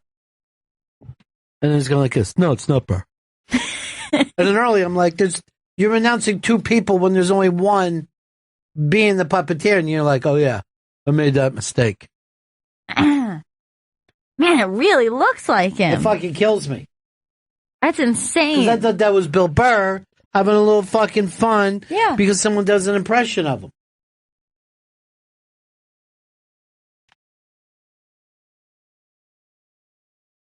Uncle Sully says, Ron, how come I can't rewind and the show is not in segments like Opie and Jimmy and all over Sirius XM shows? Because we get fucked over and my producer cannot get it fixed for me. And I bring up to Chris, oh, did you bring up about the lag time or anything? And he's always like, no, I'm going to. And then when we have a meeting with fucking Don, he just sits here. He just fucking sits. And the same complaints happen over and over. What can we do? Oh, you know what? Let's just fucking set him up for another R2D2 C3PO fucking reach around party. It's a fucking circle jerk. Fucking circle jerk with the three of you. Give him a reach around? I don't want to jerk off a robot. But you Oh, God. I hate when we fucking set things up and they're not fucking set up. I don't know why in all that time it doesn't come up. Fire said that's another reason not to vote for Trump. I don't think Trump is going to fucking get anything now, man. They have lined up against him. Well, the abortion comment didn't seem to sit well with people. They're hanging on to that one in a way that I feel like they didn't hang on to some of the others. But here's the deal. What did he fucking say wrong? And I'm being totally serious. This goes to show no one fucking believes in anti-abortion laws. If you have a crime, and this is what he was asked, if abortion is now a crime where you can't have one, what happens to women who go to get abortions? And he says they have to be punished. How else could you do that? If marijuana is outlawed, you have to arrest people for having marijuana, right, or fine them or do something. Yeah. Now, that makes the rest of us go, well, that's stupid. Why would you do that for somebody for smoking pot? It makes no sense. But you can't outlaw abortions and then being okay with what will suddenly happen is some variation of black market abortion clinics and women and little girls who go to them. Right. Instead of saying, oh yeah, Donald Trump has pointed out how stupid this is. Yeah, exactly. That. Well, I mean, we've discussed this before, that if you actually believed, well, not only if you believed in your heart that it was a crime, but that if you believed in your heart that it was murder, and you actually believed that, your reaction to it would be way different. But it's just, I think it's something that's said lightly, and I don't think that they think about it as deeply as they would like to. Maybe because it's an uncomfortable thing for people to think about who don't like the idea of it. But yeah, if you really believed that it was murder. Well, people are saying that Trump will arrest women who had abortions. First of all, Trump doesn't even fucking care about abortions. No. He never has. He's only bringing it up because the Bible heads need somebody to say that to them and then do nothing. George Bush was your fucking president for 8 years. He said he agreed to you. He did nothing. There's nobody would. No. It's a crazy thing to be caught up in. And this is just a weird thing. I mean, you have plenty of things that you could bitch about Trump at. But the abortion thing, that's one that he's not going to do anything about. I, for some reason, thought when he was initially asked, he was saying it as that if you are like a serial, you are like multiple abortions in, that you should face some sort of penalty, whether it is illegal or not illegal in your state. It would be like that people should have some sort of punishment. Right. Well, here's the thing. He wasn't asked. He was fucking badgered by Chris Matthews. What if it was true? Would you punish the one? And it's that thing that you easily do to make people say the wrong fucking thing. And he let Matthews and he finally went, yeah, there would have to be a kind of punishment. Which, by the way, there would be. If you're going to outlaw something, right? Like if you have a DUI, right? Yeah. And you pull people over. And they're told, you have a DUI, now go. No one would ever stop fucking drinking. No one doesn't drink and drive because they are concerned. You're like, hey, I better not drink and drive. You just don't want to get arrested. Right. Most of us know that when we've had a few drinks, we can still drive. It's not that big a fucking deal. Yet we don't do it because they arrest people and they put your name and picture in the paper. So you're like, fuck it. I'm not going to do this. And if there would be no point to say something was illegal if there was no punishment for that crime. It isn't illegal. But I'm saying illegal if you don't get punished for it. Right, exactly. If someone said no swimming on this beach, and then you swam there and they were like, I fucking already told you no swimming. What are you doing? You heard me. I guess that's the way we deal with our children now. We just let them do whatever. Sure. You know? But Trump's point was, yeah, I guess if it's illegal, you have to be fucking punished. It's stupid. I don't even think the people who say they're against abortion are against abortion. No. I just don't believe it. No. The only people that I think that are truly against abortion are the terrorists who will shoot an abortion doctor or shoot up the place. I'm like, oh, those fucking maniacs must be against abortion. That's how fucking insane they are right now. Right. That they're willing to do something insane. Because if you truly thought that it was murder, you wouldn't be able to think of anything else the rest of the day. It's all you would be thinking about. Right, because you would believe that babies, you would see them as babies, and you would think that they were being murdered. So if they were killing preschool kids, right? And then somebody said to me, hey, you watching the American Idol tonight? I'm being like, no, they're fucking killing preschool kids. That's all I can think about. I got to fucking go down there and start shooting people. Kill them. Because that would actually be sane. That's something a sane person would do. I found out that all over they're shooting preschool kids, so I'm going to shoot them. That would be sane. That would be so. Anyone who acts like, no, of course you don't. deal any other way. Well, you're the fucking maniac now. Because you're saying you honestly believe something is murder, but you're going to be watching Villanova.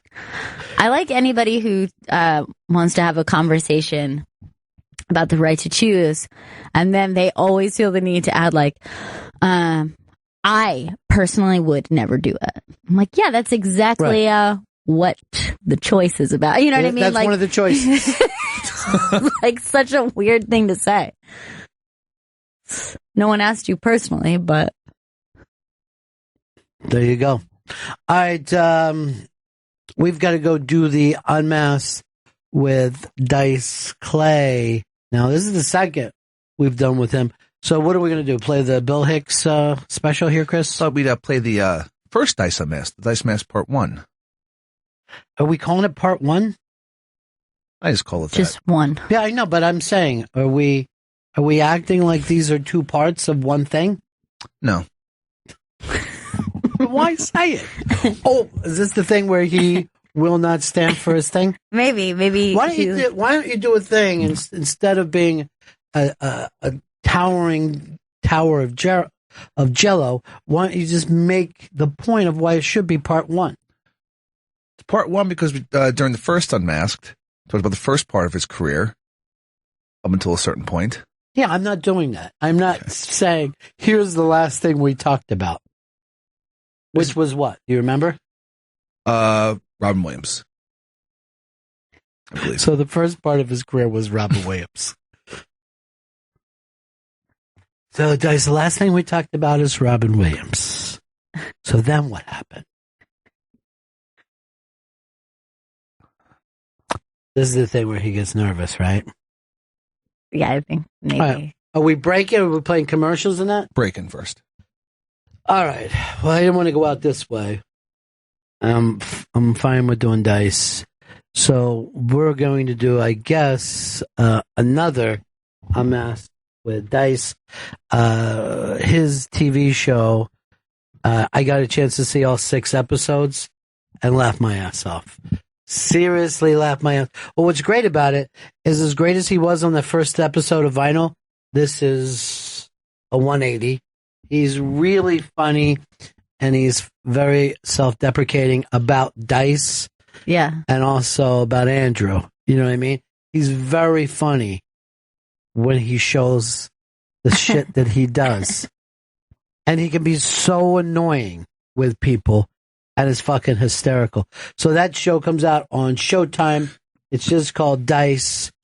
It's one of those things Showtime's going to put out all 6 episodes that you can watch or watch it every, week. I'm going to guess Sunday night. Sunday night. Of course. Showtime, yeah. Because that's the only time anything comes out in the world. April 10th. Everything happens on Sunday nights. So April 10th is that. I'm going to run down and talk to him about that show and Vinyl and I guess Entourage and any other acting that he's done. And we're going to play us talking about his stand-up coming up. It's Dice Clay Unmasked.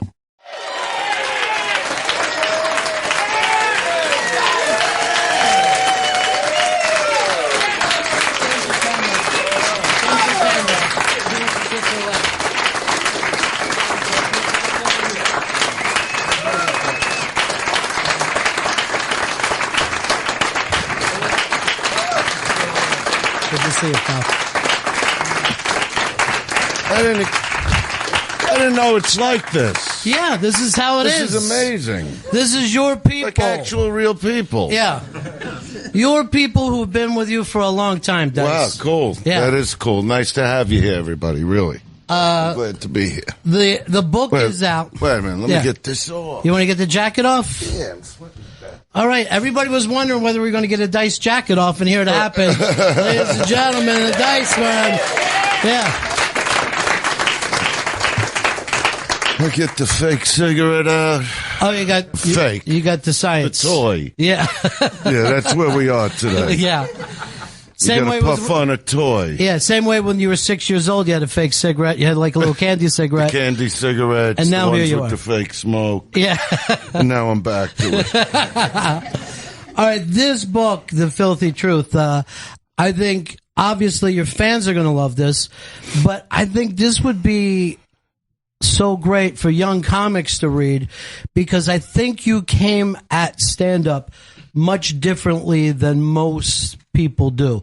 So many comics immediately start working on this material and jokes, but I think reading this, you kind of pulled everything that was around when you were younger, everything that you admired, and brought it into your persona. Yeah, I would rehearse an act before I did it originally. I was because my background was more in music, so I didn't just go to a comedy club and see what was going to happen. I wanted an act. I wanted to rehearse this, that it was well done the first time I got on stage. But you also wanted to fill the room. And so many young comics come out and they seem to be small and they're just, they're hoping their material works, but you were selling persona. You were bringing something big. Well, yeah. I mean, I'm not sure where you are right now. Yeah. I don't know if you're talking about the very beginning or when right there at the very beginning. Yeah, I wanted to bring excitement into the comedy world. Mm-hmm. And before I ever went on stage, the only time I went to a comedy club a few weeks before I actually got on stage, I went to the Improv. I mean, not everything is in the book, I went to the Improv in Manhattan. I took some girl with me from Queens, and just watched comic after comic and didn't even know I was allowed to leave. I was never in a comedy club, right. So, we're there 9 o'clock at night. All of a sudden, it's 2:30 in the morning. I'm going, is there an ending? Like it's a movie. There's no end here. And, and I'm with this good-looking girl, and I'm like, I want to get her alone. So let's get out of here. Yeah. And I think I walked out. I think Joe Piscopo was on because he was like the only recognizable guy to me. And right after him is when I left. And I kept rehearsing, and then like a week later is when I went on stage at Pips in Brooklyn. But, to be able, it's always interesting to me. I always think that there's some amount of fate or destiny, but the fact that you could do a Travolta, and when Travolta came to Brooklyn, first for Welcome Back, Kotter, and then of course for Fever. For Saturday Fever. People now would probably have no idea what a major star he was, because I don't even know if we have somebody of that magnitude. No, but in my opinion, I talked to, both my boys, Max and Dylan, are in show business, and we talk about different movie stars, and I said, to this day, there was nobody that affected the world the way Travolta did with Fever and Grease. That's why, I studied his career, because I did the impression of him. I'd be walking around Brooklyn when I was 17 going, Mr. Kotter, I can't believe it. Yeah. Vinny, did you do your homework? Where? Yeah. And I was just into it, and we looked very similar at the time. I think I got a little more hair than him still, But at that time, we both had the big hair. Yeah. And it's funny, when you resemble somebody and people say you do, you actually try to look more like that person. It was funny. I'm a kid, Yeah. So when, I'm watching this career grow from Welcome Back, Kotter to Fever, which just, turned disco. To this day, when you hear disco, you think Travolta, you think Fever. I mean, he changed pop culture back then, is what he did. Very few movies ever catch, the fad while it's happening. You know what I mean? Yeah, no, it was unreal. Yeah. Even to go to a theater, they'd be dancing in the aisles. Mm-hmm. It was straight. When that movie came out, I remember I was dating a girl in Brooklyn that would just break my balls all the time. And my sister told me, she goes, when you go see Fever, go see it alone. Because she knew I would get the meaning of what the movie's about, more than even the dancing, so I did, I took my girlfriend anyway. I didn't listen to my sister because I wanted to do something afterwards, but I'm just kidding around. Yeah. But maybe I'm not kidding around, but so I really got into the movie, but Grease, when Grease came out, now I saw the guy singing and dancing. And I was with my friend who's written in the book, Hot Tub Johnny, and we're driving home. And I go, I know what my act can be. Because Jerry Lewis I'm doing since I'm a child. Right. I said, if I could change from Jerry Lewis's Nutty Professor into John Travolta from Grease, I go, it'll kill audiences. You know, I go, but I got to be able to sing like him. You know, so that's when I went and I bought the album, you know, and took out the lead vocal in a music studio. And I rehearsed for 3 weeks because if I couldn't sing as him, I don't like pantomiming it, I wasn't going to do the act. That was the bottom line. So here you can do the impression of this Brooklyn icon, and then you're going up in Brooklyn at Pips, and you had him. You had the Wait, the first night I went on stage at Pips, you know, it was really funny because I remember seeing my parents watching TV. Yeah. It's early evening. Up to that time, my sister was like the only one that saw the act. You know, her and a friend of hers. I did it for them in her bedroom, you know. And so I come into my parents. I go, don't forget to be at Pips. They go ahead, we'll meet you there. Don't worry about it. And my parents, you know, since I'm a little kid, always supported me because they saw where I was at with the drumming. Mm-hmm. You know, that in high school I would just absorb the audiences in the spring concert with these big drum solos. And so I was a showman. So they didn't think they were coming to see nothing, but they were like, okay, we'll be there. You know, they're not used to comedy clubs. Right. It's like, you know, all right, we'll see you over there. So when I come on stage as the Nutty Professor, you know, number one, I scared the club owner at the time, Seth Schultz. Yeah. Which was really funny because while I was waiting online to go in the club, getting my ticket, you know, for the number, you know, like when you go up, you know, Seth Schultz is like, you know, you really resemble John Travolta. He goes, what's your act like? And I just look at him, I go, it can't miss. That's all I told him. Now there's this little kitchen in Pip's Comedy Club. So I go in there to change into my like Jerry Lewis outfit, which is like scary looking. Right. It was a giant tuxedo, like a 12X tuxedo shirt. Mm-hmm.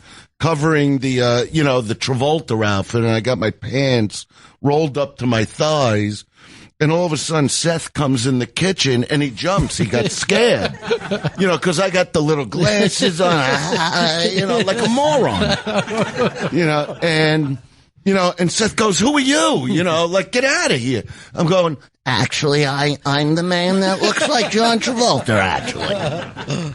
And he goes, what did you do to yourself? And like, would you just get me up on the stage so I could stop doing this? You know, because I'm staying in the Lewis character. Right. You know, but Seth also knew the cue for the music. That's all he had to know is when to shut the light, you know, and hit the music and turn the light on when it says my name on tape. And it was all this music like from Grease and Fever. And so I come on stage as the Nutty Professor, but saying that, you know, I'm up there looking at the audience who's already starting to boo as I'm going on, you know, because they see this idiot coming through the crowd. Yeah. You know, and the air conditioner. If you could score at Pips, if you do good at Pips, you could play anywhere in the world. It was the toughest comedy club in the country. That's it. You know, people in Brooklyn are animals. If they don't like something, they're very vocal about it. So the air conditioner is blasting in the middle of the room on the ceiling, and I'm getting booed as I'm walking up, and I take the mic, I go, well, actually, ladies and gentlemen, and they're just yelling, fuck you! You fuckers, get the fuck out of here! You know, and I'm going, actually, I'm a human pity, ladies and gentlemen, and people are agreeing with it, you know, and I take my magic formula, like Lewis did it as Buddy, you know, in The Nutty Professor. And I start convulsing. You know, I turn around and the lights go out and the music starts. So I only have about 30 seconds to slick my hair back. At that time, I really had it, you know, like a lot of hair. So I was able to do the curl from Grease, the whole look. You know, I pull the pants down, you know, unroll the pants, throw the tuxedo shirt around. I turn around just in time for the beginning of the music of Grease. But now I'm Travolta with the cigarette, and I'm just looking at the crowd, and they just go berserk. Before I even talk, they're going nuts. Like, is that Travolta? That was the resemblance level? I mean, I wish we had a picture to show people. But, so now the music stops and they're going nuts. I mean, and I could even see the club owners like, what the fuck is going on in this club? Because they were starting to throw over tables. At first it was from anger, then it was from the excitement of the star of Grease is in the room. So I just come to the microphone, I take a beat, I look at the crowd and go, tuh. Right there off the Travolta laugh, they're going nuts, right? Tuh. So you thought it couldn't be done, right? And they just went nuts. And then I did the Grease Lightning number, and that was the rest of the club got destroyed from that. And as we're leaving the club, Marty and Seth, the owners of the club, stopped me and my dad and my mother and everybody, and they go, we want to book you here this weekend to headline, and I go, well, that's the whole act.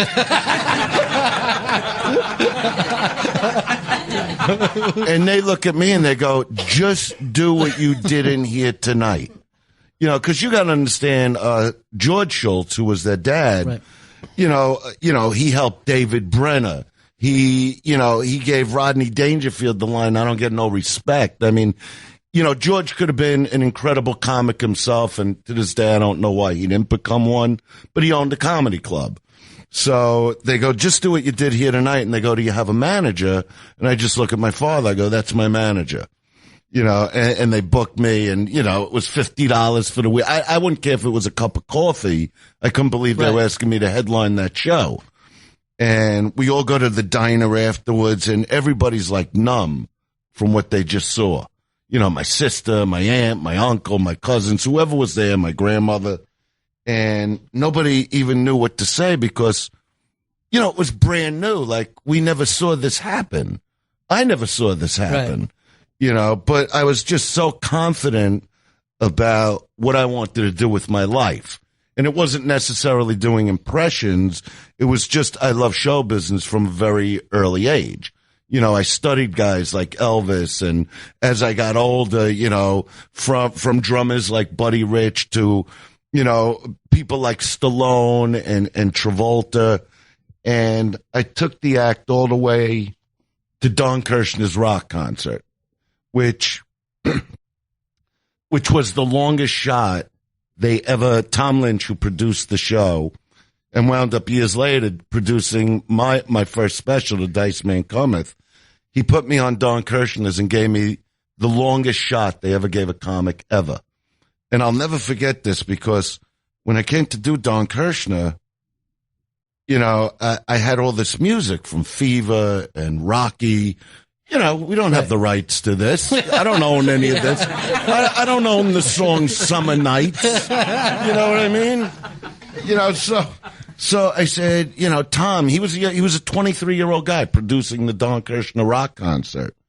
And I said, what are we going to do about the music? He goes, we'll take care of that afterwards. Just do the act the way I saw it at the Comedy Store. Because within 6 months, I was out at the Comedy Store from Pips. And, but, the act just killed. But because of what my aim was in the business to become this, like, big-time actor, I had to start doing something on stage that wasn't Travolta or Stallone or Pacino or any of the impressions I would do. And that kind of, launched you into putting you on the stage. But I find it like fascinating that the people that, to start your stand-up career, you brought the energy of all these big show business people, but none of them comedians, you're like, what does I wasn't really into comics. Yeah. You know what I mean? Growing up, I was never a comedy buff. That's why, when people ask me, even about Jerry Lewis, I go, well, I loved The Nutty Professor. I really couldn't care less about, Jerry Lewis is Jerry Lewis. He's one of the greats of all time, but I just wasn't into it. I loved that transition. Yeah. That movie just killed me. To this day, it killed me, and we actually years later nearly wound up doing the sequel together.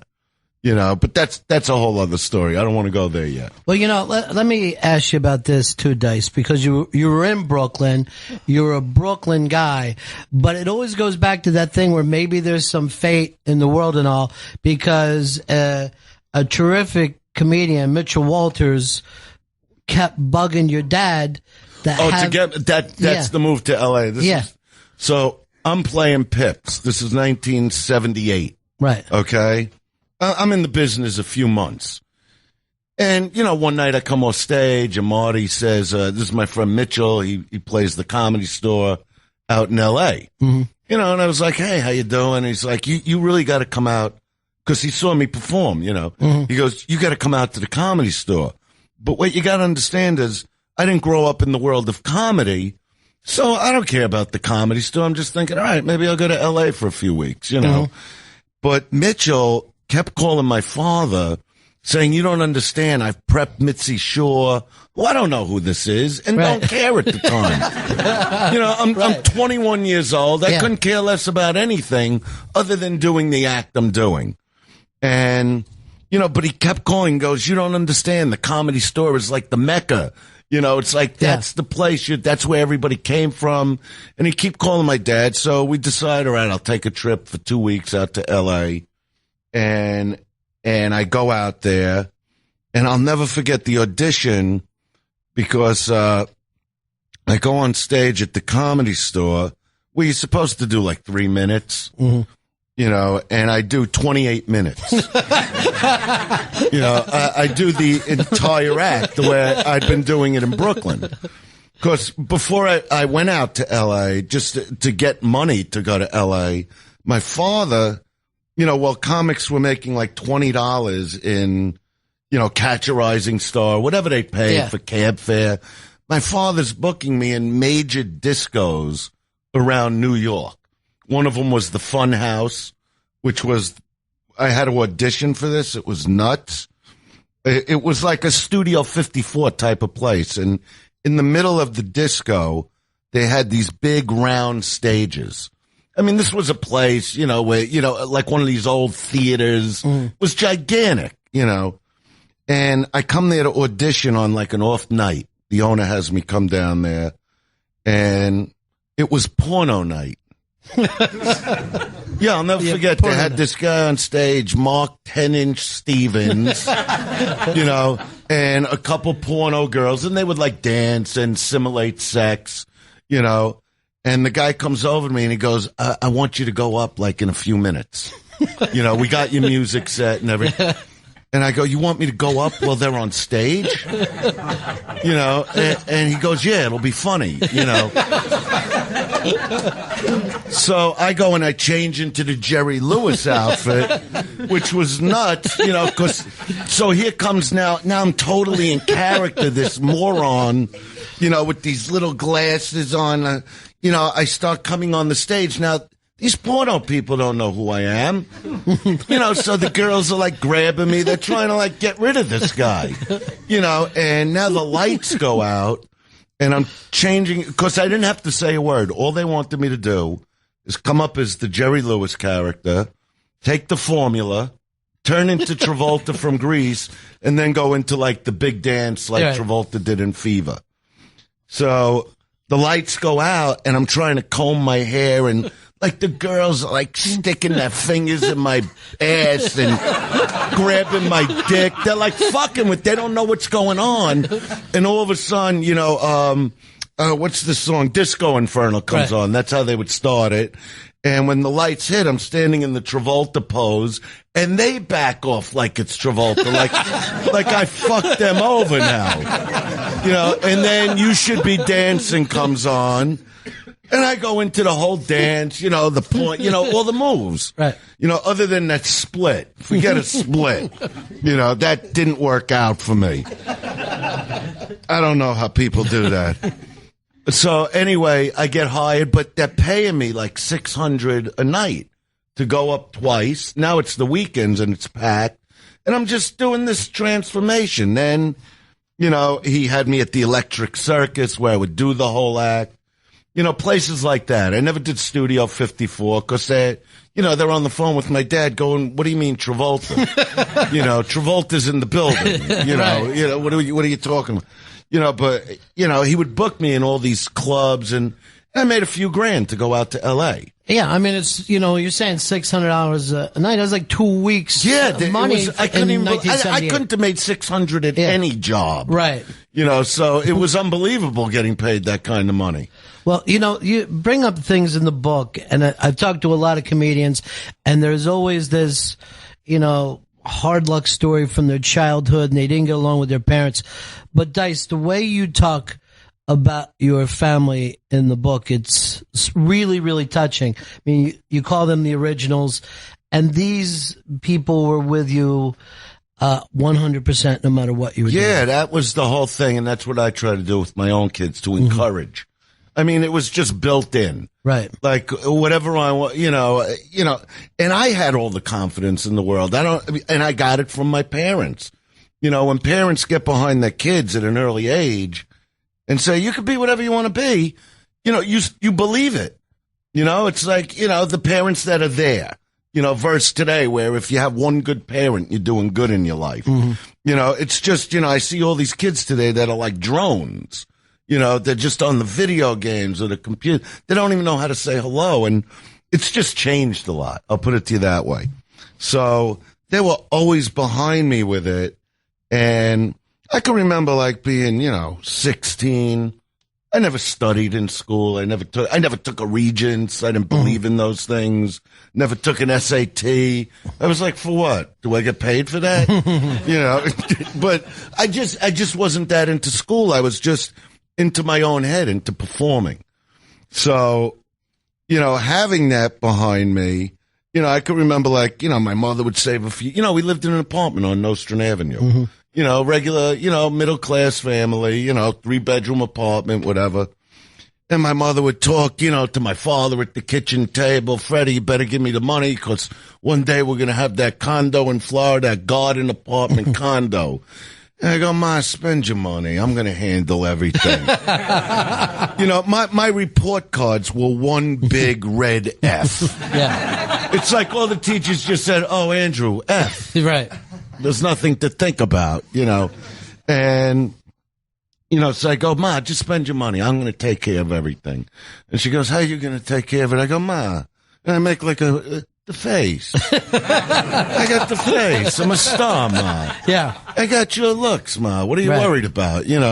And she goes, Freddie, he's such a moron. But I really meant it. That was what was nuts, because somewhere in me, and it's hard to explain. I can't really write it in the book. It's a feeling, almost like that it was written that I'm going to do what I'm doing. It's like, I didn't know if it was comedy, music, whatever it was going to be. I just knew that that's what was meant. Always. See, that's the thing for me. I think by the time, that when we think of you, it's about confidence. A guy who would go out and play the big room, the confidence. But it's really strange when you think you had that as a kid, walking out on Pips and just stare at the audience instead of doing material. Well, when I first started doing what everybody knows as Dice now, that's what I'm talking about. Once I got to L.A., and I came out there and I got in and I took it all the way to Don Kirshner's, I was thinking, movie producers aren't going to buy me for Travolta. They already have Travolta. Right. They already have Stallone, and I go, so I got to develop who I am. And I'm from Brooklyn. I didn't want to come up there with the stupid outfit anymore. They needed to see who I am in a way. Mm-hmm. And I would watch all the great comics that you watch, Seinfeld, Jay Leno, Louis Anderson, all great comics. Yeah. Gary Shandling, these were all, they were unknown at the time, but these were the guys coming up. But with a lot of comics, what I noticed when they were on stages, they don't really, as great as their material might be, they don't know too much about performance. Right. And I grew up performing. And I grew up studying Elvis and Buddy Rich as a drummer and Gene Krupa and the Beatles. And then, stars, everything from James Dean to Brando. And then by my teens, it was Stallone and Travolta. So these images that I would take to like Elvis or Stallone, I knew that image was done in film, on TV as Fonzie, in music as Elvis, but never as a comic. There's never been the Elvis of comedy. And I remember, I come home to Brooklyn all the time and I hang out with my mom till all hours of the morning. I go, I'm going to give them the Elvis of comedy because that's what I know how to do. Because I was always in a leather jacket anyway. So I would start out when I went back to L.A. and I would come on stage. I had zero material. And I would just practice in the mirror in this room I lived in. I lived in a house in L.A. that the owner of the Comedy Store owned. And I lived there with a few other comics. And it was great because I never paid my rent. Because she was the owner of the house. And I was supposed to pay $200 a month, but she didn't get it for 6 years. But I lived in that house with Yakov Smirnoff, Russian comic. I lived there with Tom Wilson, who became Biff in all the Back to the Future movies. Dan Frischman, who wound up on Head of the Class as the nerdy guy with the broken glasses. A lot of guys came out of that house, and I would just stand in the mirror, and my whole room was red. I was like in the maid's room. It was a Spanish-style house. So I was in the smallest bedroom, and the entire bedroom was red. The walls, the color, because those were the colors of the Comedy Store, red and black. So Yakov, the Russian comic, the way he paid his rent, he'd do like handiwork around the Comedy Store. So when I was moving in, Mitzi said, just paint this room red. That's it. Because it was either going to be red or black, because those were the colors of the Comedy Store. She already had the So the carpet was red, the furniture was red, the walls were red. It would drive me nuts. It gets you crazy. And it also got girls crazy the minute they come in the room. It was always the boom box with Saturday Night Fever music playing. The next thing you know, my balls are bouncing off her ass. And that's where some of the material would come from. But I just stand in the mirror telling myself how good I am at being this guy, being this Brooklyn guy. So when they'd bring me on stage, I would just like light a cigarette and look at the crowd, for like a minute or two, and I'd have them captivated, because the thing about comics is if they don't get a laugh within that first 15 to 20 seconds, they go into a panic. You get insecure. I played off the silence rather than the laughter. So I'd stand there and inside I'm laughing because I'm going, this is a comedy club and it's silent. There's nothing happening. Like it's almost like I'm waiting for somebody to come up and start people laughing.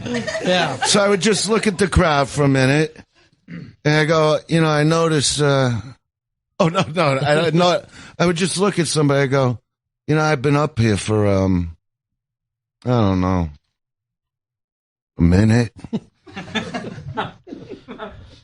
Haven't told you any jokes. Sort of just been smoking a cigarette. But you see, I can come up here, and only I could come up here and sort of just smoke a cigarette for a minute or two and get away with it. And yet, keep your attention. And the reason I could do that is, well, the fact is, I'm just that fucking good. And that's how it would begin. Now, what were the other comics thinking about? They're writing jokes. Oh, the other comics. I always used to call myself the Serpico of comedy. Because the other comics, because most comics are really insecure. So here's a guy going up there and not caring if anybody else is in the room. I couldn't care less if there were 3 people or 3,000. You know, it's just who I am. But I would develop the material, and even Mitchell would come over to me and he'd go, you know, I love what you're doing, but you need some jokes to go along with that. Like after you say that part. Right. And I go, you know, it'll come, you know, and he wrote me a couple like one-liners. Yeah. You know, cause, you know, Mitchell was at that time, I would have to say it. I mean, he had like the quickest mind for jokes. Amazing. Like amazing. One-line joke. And somebody could call him on the phone and he'd write an act on the phone. I mean, once I got into it, you know, once I really started growing as a comic, I always wrote my own stuff. But at the very beginning, he wrote me some jokes. So what it became, if you want to hear, so I'm on stage, I go, yeah, I know what you're thinking. This I wrote, you know, I know what you think. Wait, I got to think about it. This is like 30 years ago. Yeah, I know what you're thinking. Cute comic, but he's got an attitude. So fuck you. I can't help it. It's where I come from. Jail. Yeah, I was originally put in jail for killing my first wife. I'll never forget when I was in court, the judge goes, why'd you kill her? So I told him, hey, I needed the phone. now, you see, that joke wouldn't even be relevant today because it's all cell phones. Right. But years ago, women were always on the phone. You could never get on the phone. You know, and then it was jokes like, yeah, the second I was born, the doctor smacked me in the ass. I go, Doc, problem? And then they throw you in a nursery with like 30, 40 kids you never met before in your life. I'm laying there bored out of my mind.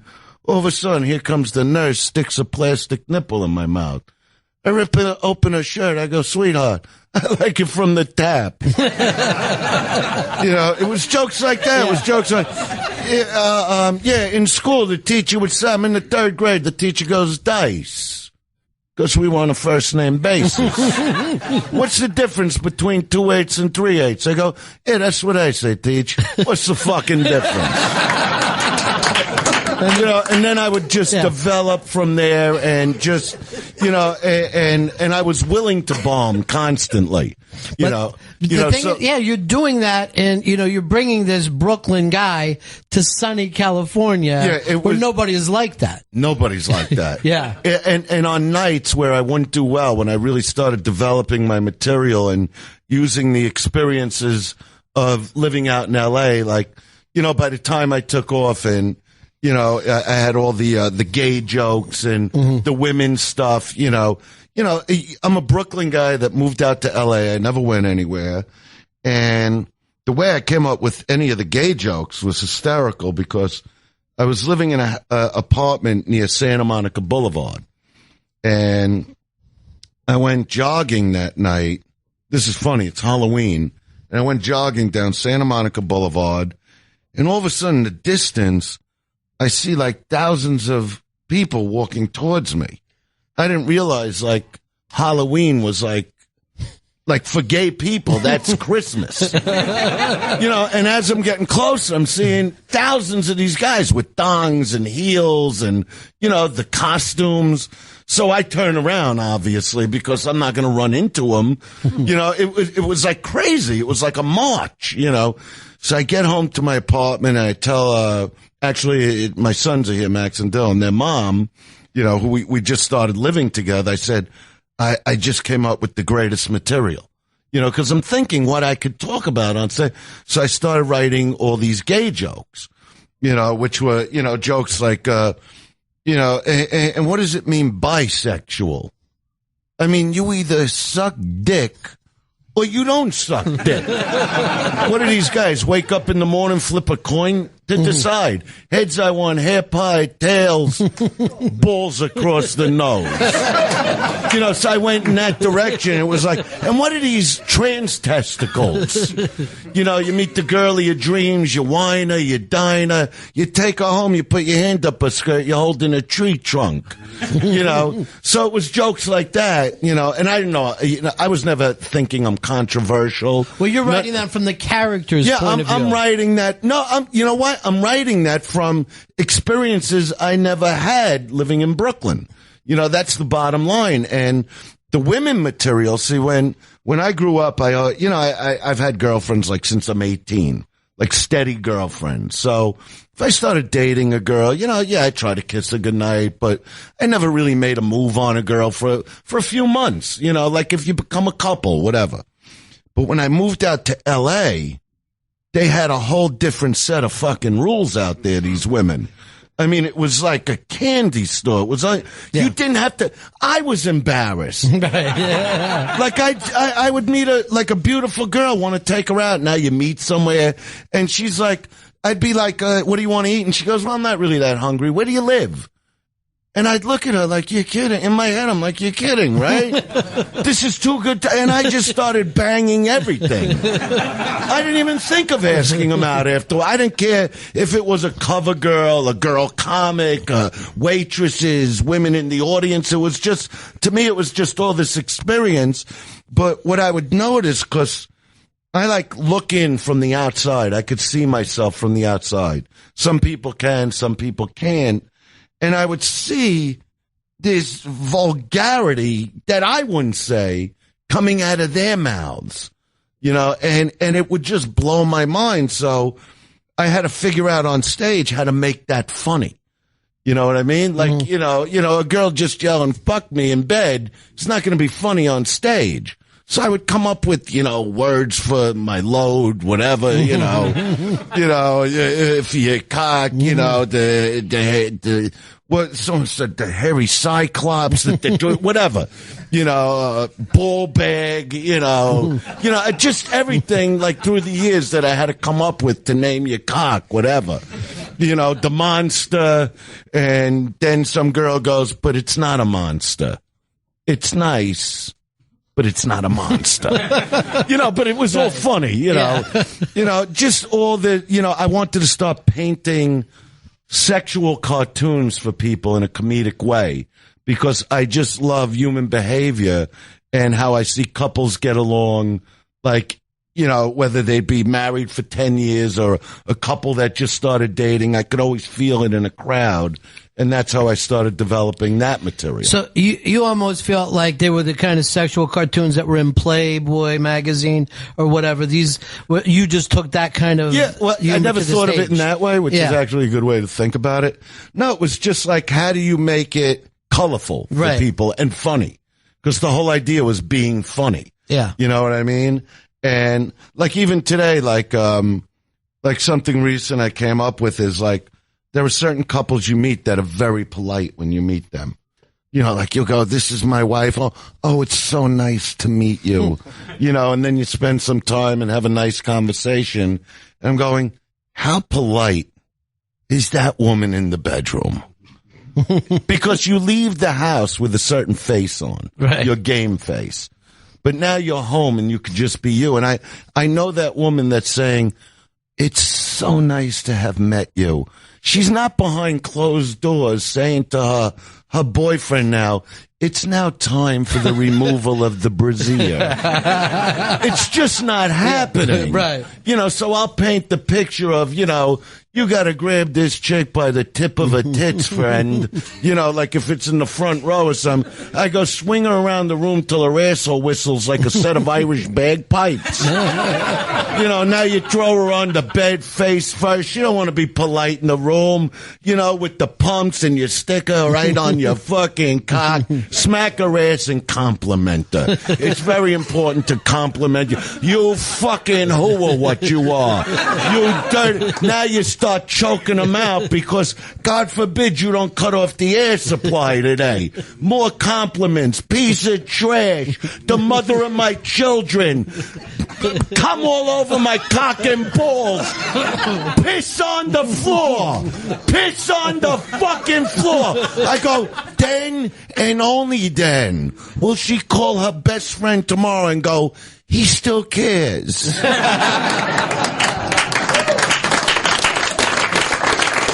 The Dice Man is in with us. Filthy Truth is the book. You go through your career. And Dice, when did it really start to pop for you? When did it feel like it was really taking off? Was it gradual or was there a tipping point? Well, I always say this to comics. There's, as far as a performer, after I started, performing in that way, which was around 83, by 85, it just all clicked in for me as far as performance.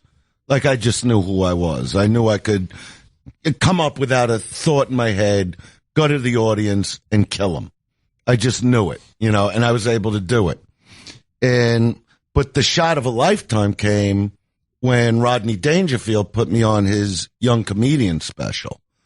And I just prepared like crazy for that, like a fighter. I prepared physically, I prepared every night on stage. I didn't care, I'd go to the Comedy Store. I didn't care if it was 2 a.m, 10 o'clock at night. I wouldn't care if I was alone in the room once again. I would just work the set. And it's funny because, all these comics, the minute they start doing comedy, they all want to be big stars, but they don't put the work in. That's the problem. Like, I would see other guys that were going to do the show with me, that were on that show.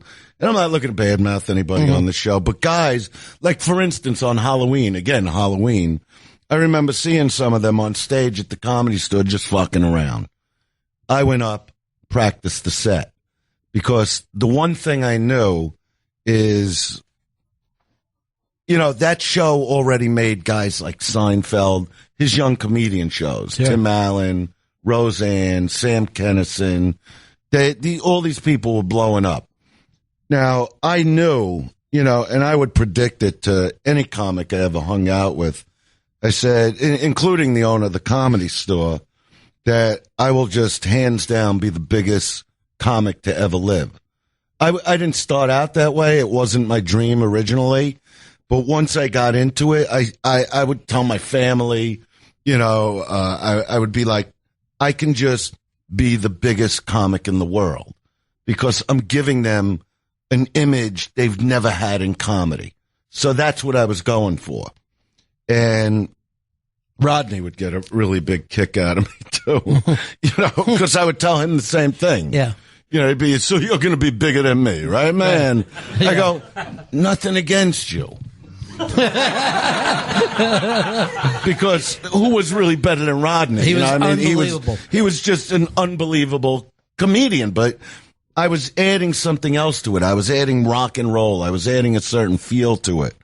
So I would really rehearse my set, and I'll never forget the night of the show when we were staying at the Regency Hotel, me and my girlfriend at the time, and I said to her, I go, I'm going to walk to the club, and the club wasn't that far away, but I'm wearing like a belt buckle this big. I walked out of the hotel. People are looking like, is that like Batman or something? Is that the Terminator? Whatever. And I walked to the club and I got these dark songs and I walk in and Rodney comes over to me and he goes, how you feeling, man? You okay? And I just look at him. I go, tonight they pay. Tonight they get disciplined. And he goes, okay, man. All right. He goes, I like that. They're going to pay. All right. Everybody's going to pay. Okay, man. There's something wrong with you, okay, Dice? But I was so sure of what was going to happen from that shot. Now, picture this. I do the shot, and obviously the rest became history, but 2 days before it's going to air, I took a full-page ad in the Daily Variety, which is, like the Bible in Hollywood. Every movie's listed in there, what everybody's working on, every producer, director. I take a full page, basically telling the industry, the end of this whole speech, half the page is a picture, and then I write this whole poem out about how I never studied much in school, but when I turned on the tube, there was Elvis the King, Buddy Rich with Hands Like Lightning, Travolta sang and danced. I went down this whole line, and then at the end I write, Murphy and Pryor, both great, no doubt, but in 88, it's Dice Thou Shout. And then I write the show and the night it's going to be on, which is 2 nights later.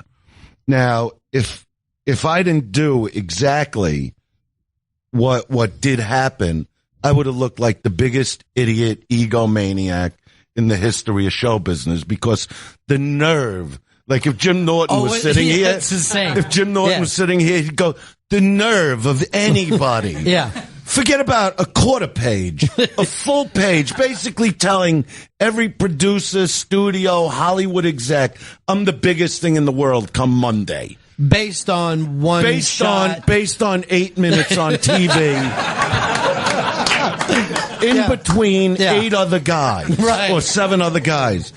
And what was crazy about that also is, just to back up a few months, I was on this great show called Crime Story that Michael Mann produced right after Miami Vice.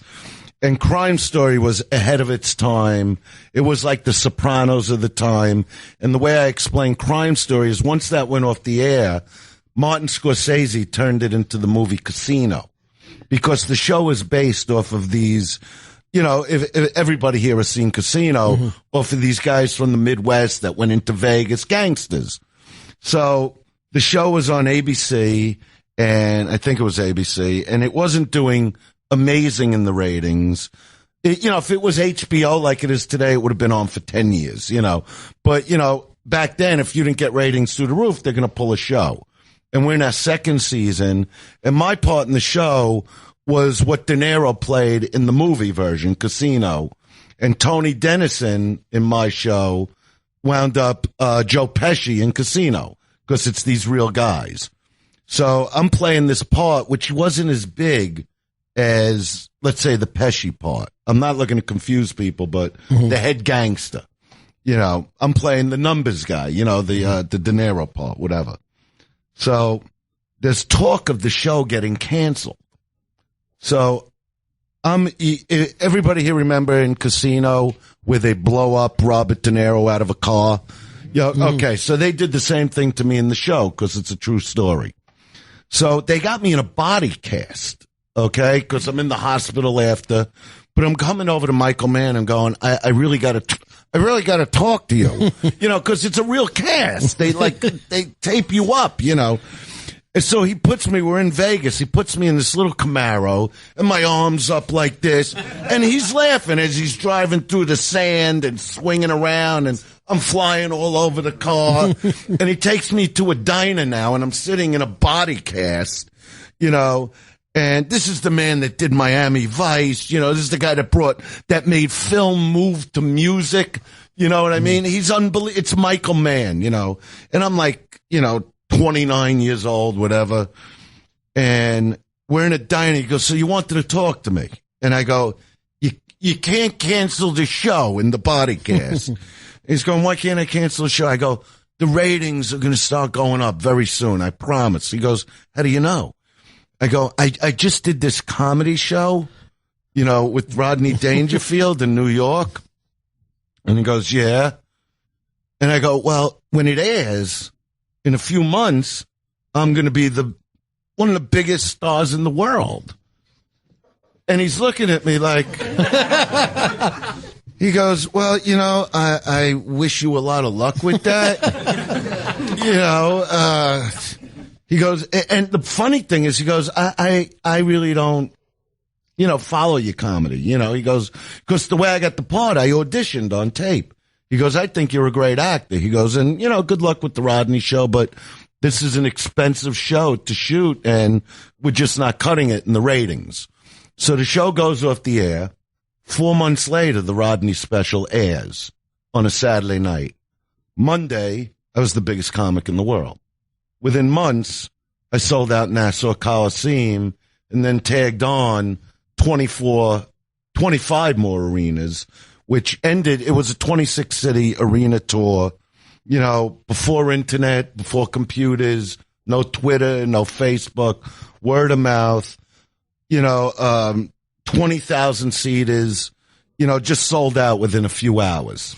You were ready for this. You had worked. By the time this thing popped, you felt like... Well, no, I knew what I was going for. It didn't shock me, but it was overwhelming and exciting all at the same time. My first arena was Nassau Coliseum, which Dennis Offer, who was my agent, is my agent with Pete Pappalardo. When I was calling him about doing that type of thing, which I don't want to talk about everything in the book, he thought I was like a little out of my mind. When I called him, because the biggest show I did before in New York, before I went into arenas, was Town Hall, which is a 1,500 seat, really nice theater. So when I called up Dennis going, because I never went to concerts as a kid, the only concert I ever saw was Buddy Rich. And when I called up my agent and said, what would be a room like Madison Square Garden, but not Madison Square Garden? He said, well, you got Nassau Coliseum out in Long Island, but, Billy Joel does that, who he handles, Yeah. He goes, you did 1,500 seats, Dice. That's 18,000 people. I go, but what if we did sell it? And that was a little bit of a build-up to that around the country, but when we went on sale, Ron Delson is the one that did it with me and still does these shows with me. We couldn't believe it. It was like sold out in like, I don't know, a little more than an hour, and that's when every promoter in the country was calling Dennis. This was before like, Live Nation, when it was all these independent promoters, and half of them didn't even know what I did. Half of them didn't know if I was a juggler. They didn't know if, they didn't know if I was a singer. All they knew was this guy sold out Nassau Coliseum in a little more than an hour. And that became the first part of the Dice Rules tour. It was craziness. And that was about the time you started doing Howard and playing that definitely. audience. So suddenly it's wave after wave for you. I want to bring up somebody. I think when I read this book, and again, I'm going to bring this up for the fans, but also the people who are just interested in show business, whether you're an actor, a writer, a comic. The Filthy Truth is a very interesting thing because Dice lays out how he built this thing. And it's not unlike if he was, plotting out a movie or a movie character, whatever, but you see it come together step by step. The only place that I see you with regrets, I think, despite all the things that happen in your life, is that you and Sam Kinison never kind of come back together because you guys have been young together. You both did well and never got back to that point where, you settled it. I'm friends with one of Sam's friends, Alan Stevens, who used to travel with him. And Mitchell was with him for a while. Right, Mitchell, Carl. And, Sam was having a rivalry with himself, and, coming up as comics, we'd hang out, we'd go to the grocery and steal food to barbecue because nobody had money. But, he got into a very crazy lifestyle when his career took off. And Sam was doing 3,000 seaters, 4,000 seaters, even, I think, 5,000 seaters, and I was thrilled for him when that happened, because, I knew I was next in line. That's the bottom line there. And when I took off, he just couldn't handle it. But he was having a lot of problems. I mean, the guy was into drugs and alcohol and all the things that could just fuck you up. That's the bottom line. And so I didn't want to fight with Sam, and it was sad. To this day, I feel bad that he's gone. But he just went nuts from my success, and he quickly went from those 3,000 seaters to club shows. And even in the clubs, they were walking out on him because he was yelling about me and Bobcat Goldthwait, and it was just, it was very sad. I mean, I don't want to badmouth him. He's not here to talk for himself, but it's a sad story because he was a great comic. He was a really great comic. One of the only ones I could sit and watch. Even when he was fighting with me, if he was over at the Comedy Store, I go in the room and laugh. I loved him. I loved what he did, and because he did understand performance, and at the beginning of his career, when he came out to the Comedy Store, I was there. And he loved what I did on stage. So I remember a night we went up to Crest Hill, which is the house I lived in with all those comics. And I would sit there with Sam, and Sam was already working on these incredible bits, And I go, Sam, it's all in the beginning. It's all in the presentation of the character, you know. And we're all an offshoot from who we are. I mean, here, I came up here in a leather jacket. I'm wearing leather jackets since I'm a kid. Sam always wore these long coats, you know, with the sunglasses. So I said, let me show you. I go, how you got to present like the first 2 minutes, you know. So now I'm in front of, I'm in front of my kitchen table. There are other comics sleeping in the house. I go, when you come up, you got to suck them in. I go, just stand there, light your cigarette, you know, and then introduce your smile. Give him a nice smile, you know. And it was hysterical because I'm trying to be him, you know, and I'm going, hi, how you doing? My name's Sam. You know, and he had that Sam Kennison, you know, however he would say it. I go, and you probably saw a lot of comics here. Maybe some you want to come back and see again. I go, and then the face changes. The smile goes away, Sam. And you just go numb. But you see, my name's Sam. Sam Kennison. And I can promise you people one thing from me. You're gonna wish to God you never seen me. And then you blow your stack. Then you scream, you go right to that guy in the front. You'll wish to God. So now he gets up and he starts doing the, hi, my name's Sam. All of a sudden, here comes the Russian comic, Yakov Smirnoff, thinking I'm in a fight downstairs with a comic. He was sleeping like, Andrew, is everything okay? I go, Yakov, come. Now Yakov is awake doing the Sam Kennison in Russian, you know, and next thing you know, there's Carl LeBeau, there's Fred Asparagus, and we're all sitting around this big dining room table doing row, row, row your boat with the intro to Sam's act. So when you get to, hi, you know, when you get to, but you see, my name's Sam, the next guy gets up, hi, how you doing? And it winds up this screaming fest, you know. So, you know, it was sad for me, you know, that he was an asshole.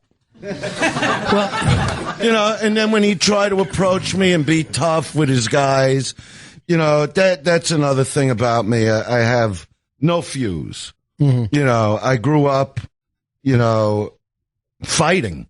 You know, I got, and not winning all the time. You know what I mean? Right. There were nights my mother and father had to take me to the hospital to get stitched up. My face split open, my head, different things like that, nose busted. So I knew what it was to get hurt. So I always had a thing. I would never really want to hurt a comic because most comics just aren't tough. It's like when I do the Joe Rogan show. You know, I always talk about that with him because you got to be an asshole to fuck with Joe Rogan. You know what I mean? Joe Rogan is like a triple black belt. I've seen him in the magazine, black belt. You know, so if you're a comic coming over to Joe Rogan and go, you know, your joke sounds like mine. Okay, now where you going to go with it? You want to fight Joe? You're an asshole.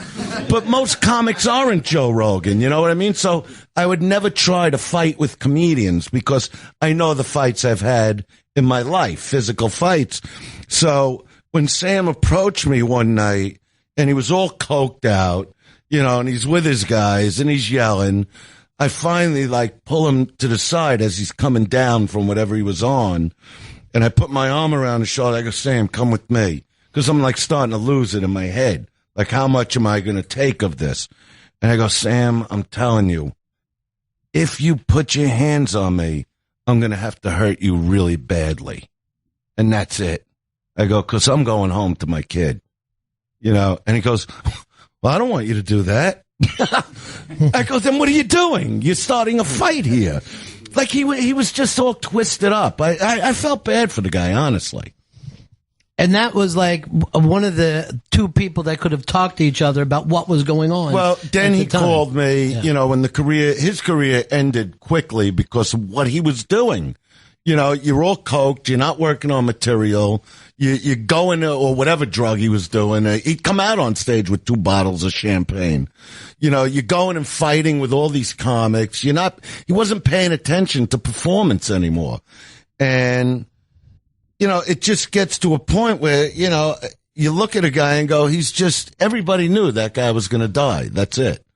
You know, I don't know if he wanted to. I don't see a reason for that, you know, in my head, but, you know, he was just on that road, you know, and that's the end of it. But he called me when things were really bad for him, and his brother had just committed suicide like a year earlier.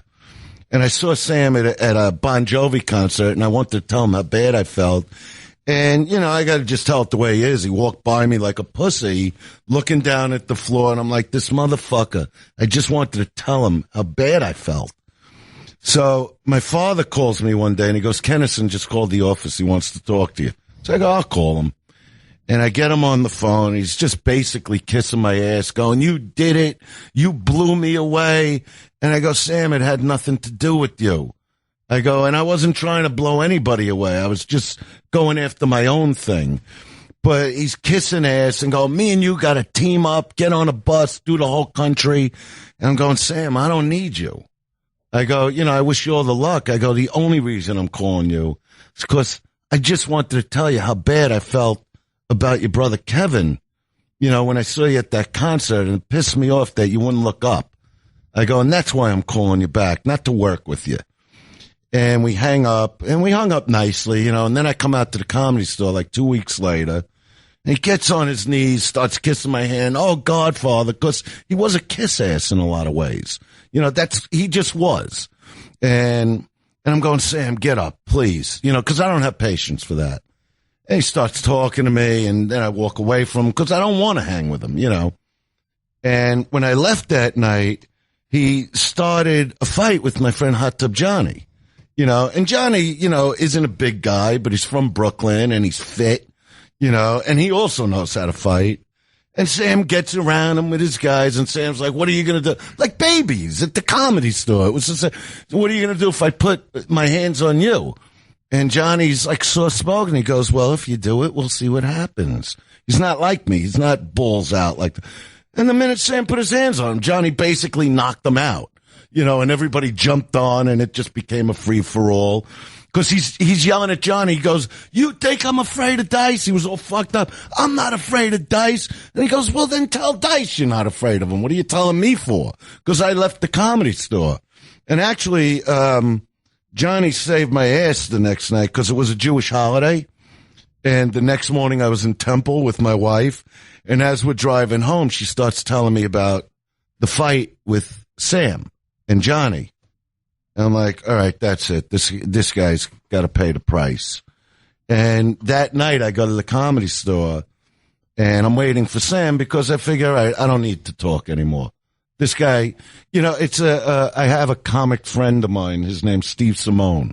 Okay, today, you know, and he's out there, and he's a great comic.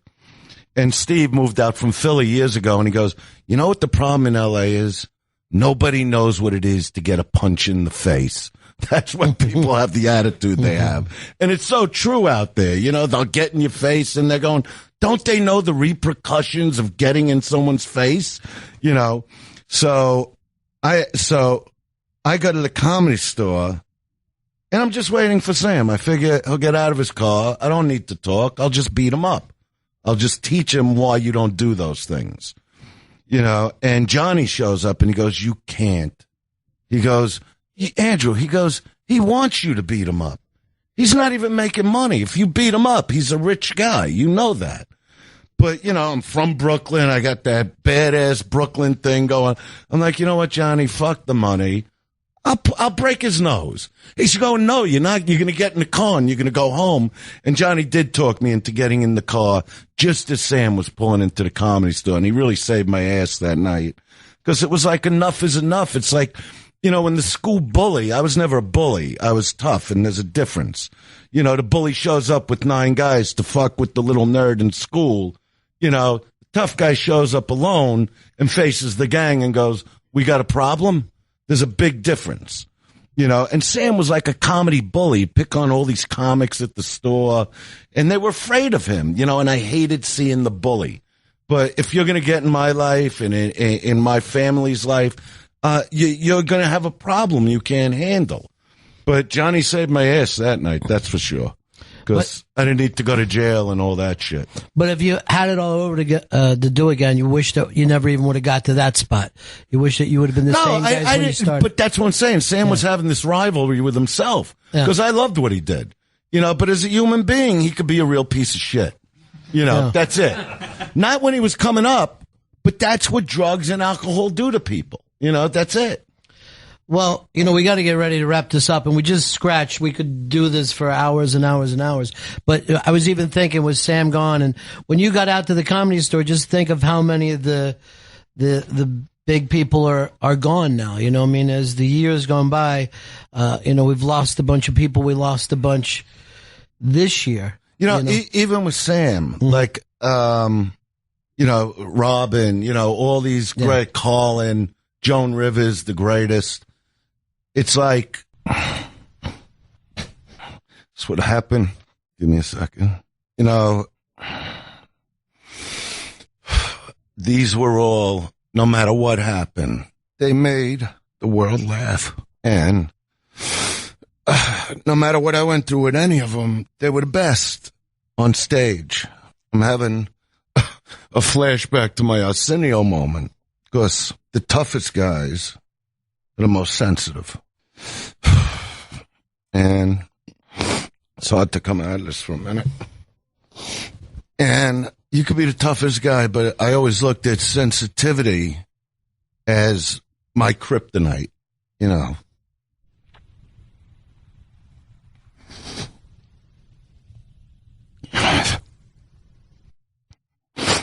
And I don't care if I'm crying a little, because, Robin,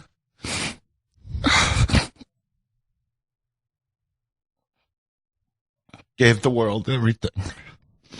Joan,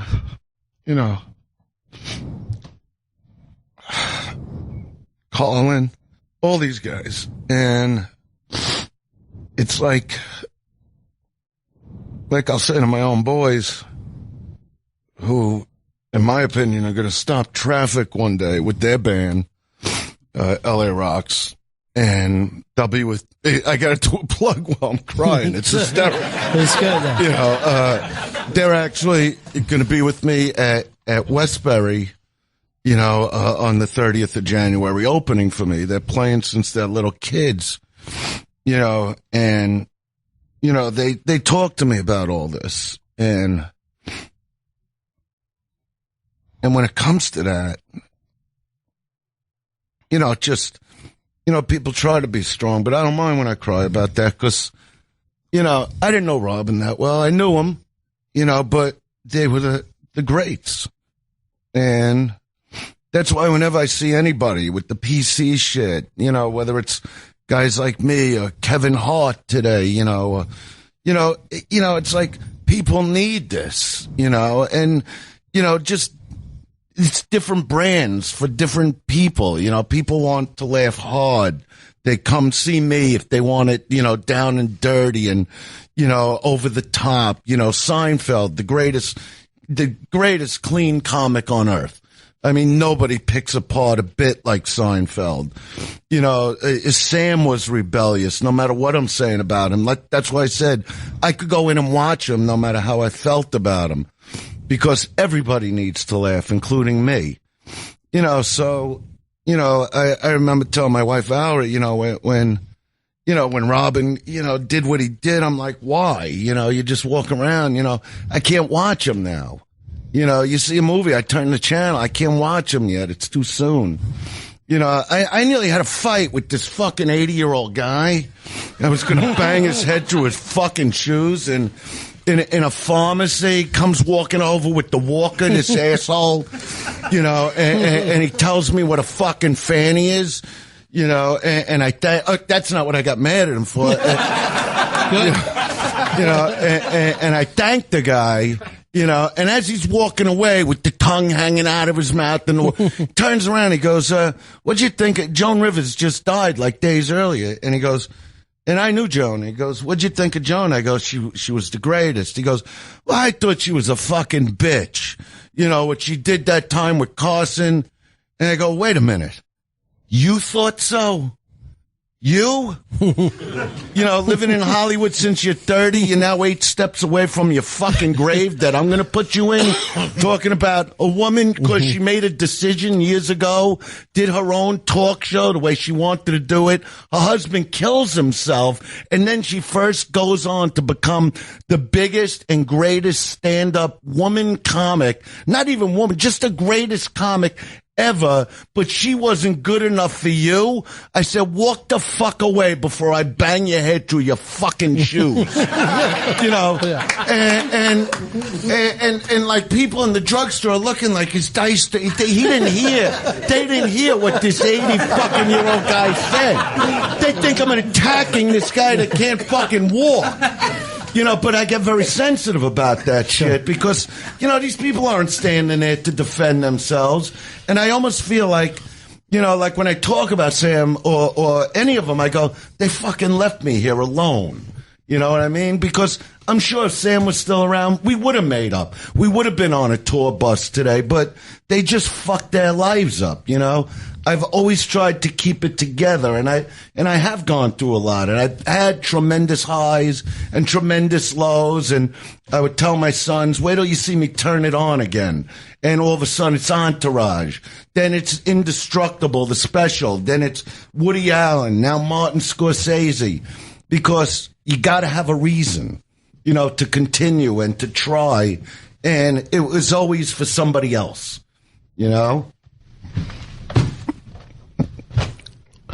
Those, your kids. And I think the reason why you still have, some of the regrets and even the sensitivity, because this was your tribe. You know what I mean? This was your people. Definitely. There's only so many people that can sit around and talk about those things, what it's like to walk down that aisle and before you hit that spotlight and know you're going to do an hour and a half. These are the people who know. It's funny. You could have, when people go to see comedy, we all go through shit. We all have bad days, good days. And, I always tell my own boys, it doesn't matter what I'm feeling, what kind of day I've had, because, they said in The Godfather, this is the business I chose. So when I get on stage, I don't know the day that the audience had either. And they're coming to laugh. They're coming to forget all their problems, to just let go. And no matter what I'm feeling, the second I hit the stage, I just get into it and absorbed in the crowd, because my job is to make them feel better, to make them laugh, to make them walk out of a room that they forgot their problems for that time, and maybe for hours afterwards going, this guy's a fucking maniac. How does a guy look at a guy in the front row and say, you have a face that resembles an asshole? How does a guy say that? The guy's sitting with his wife. So they lose themselves in it. And that's what I love to do for people. It's how I've always been. Well, Dice, I thank you for sharing with us today. And you can see from this that Dice is a complicated guy, and it pops out very early on in the way you talk about your family, your folks, and the way you're talking about your kids now, and then the way you're able to go so outrageous with your material. The book is The Filthy Truth. It's Andrew Dice Clay. Thank you so much, Dice, man.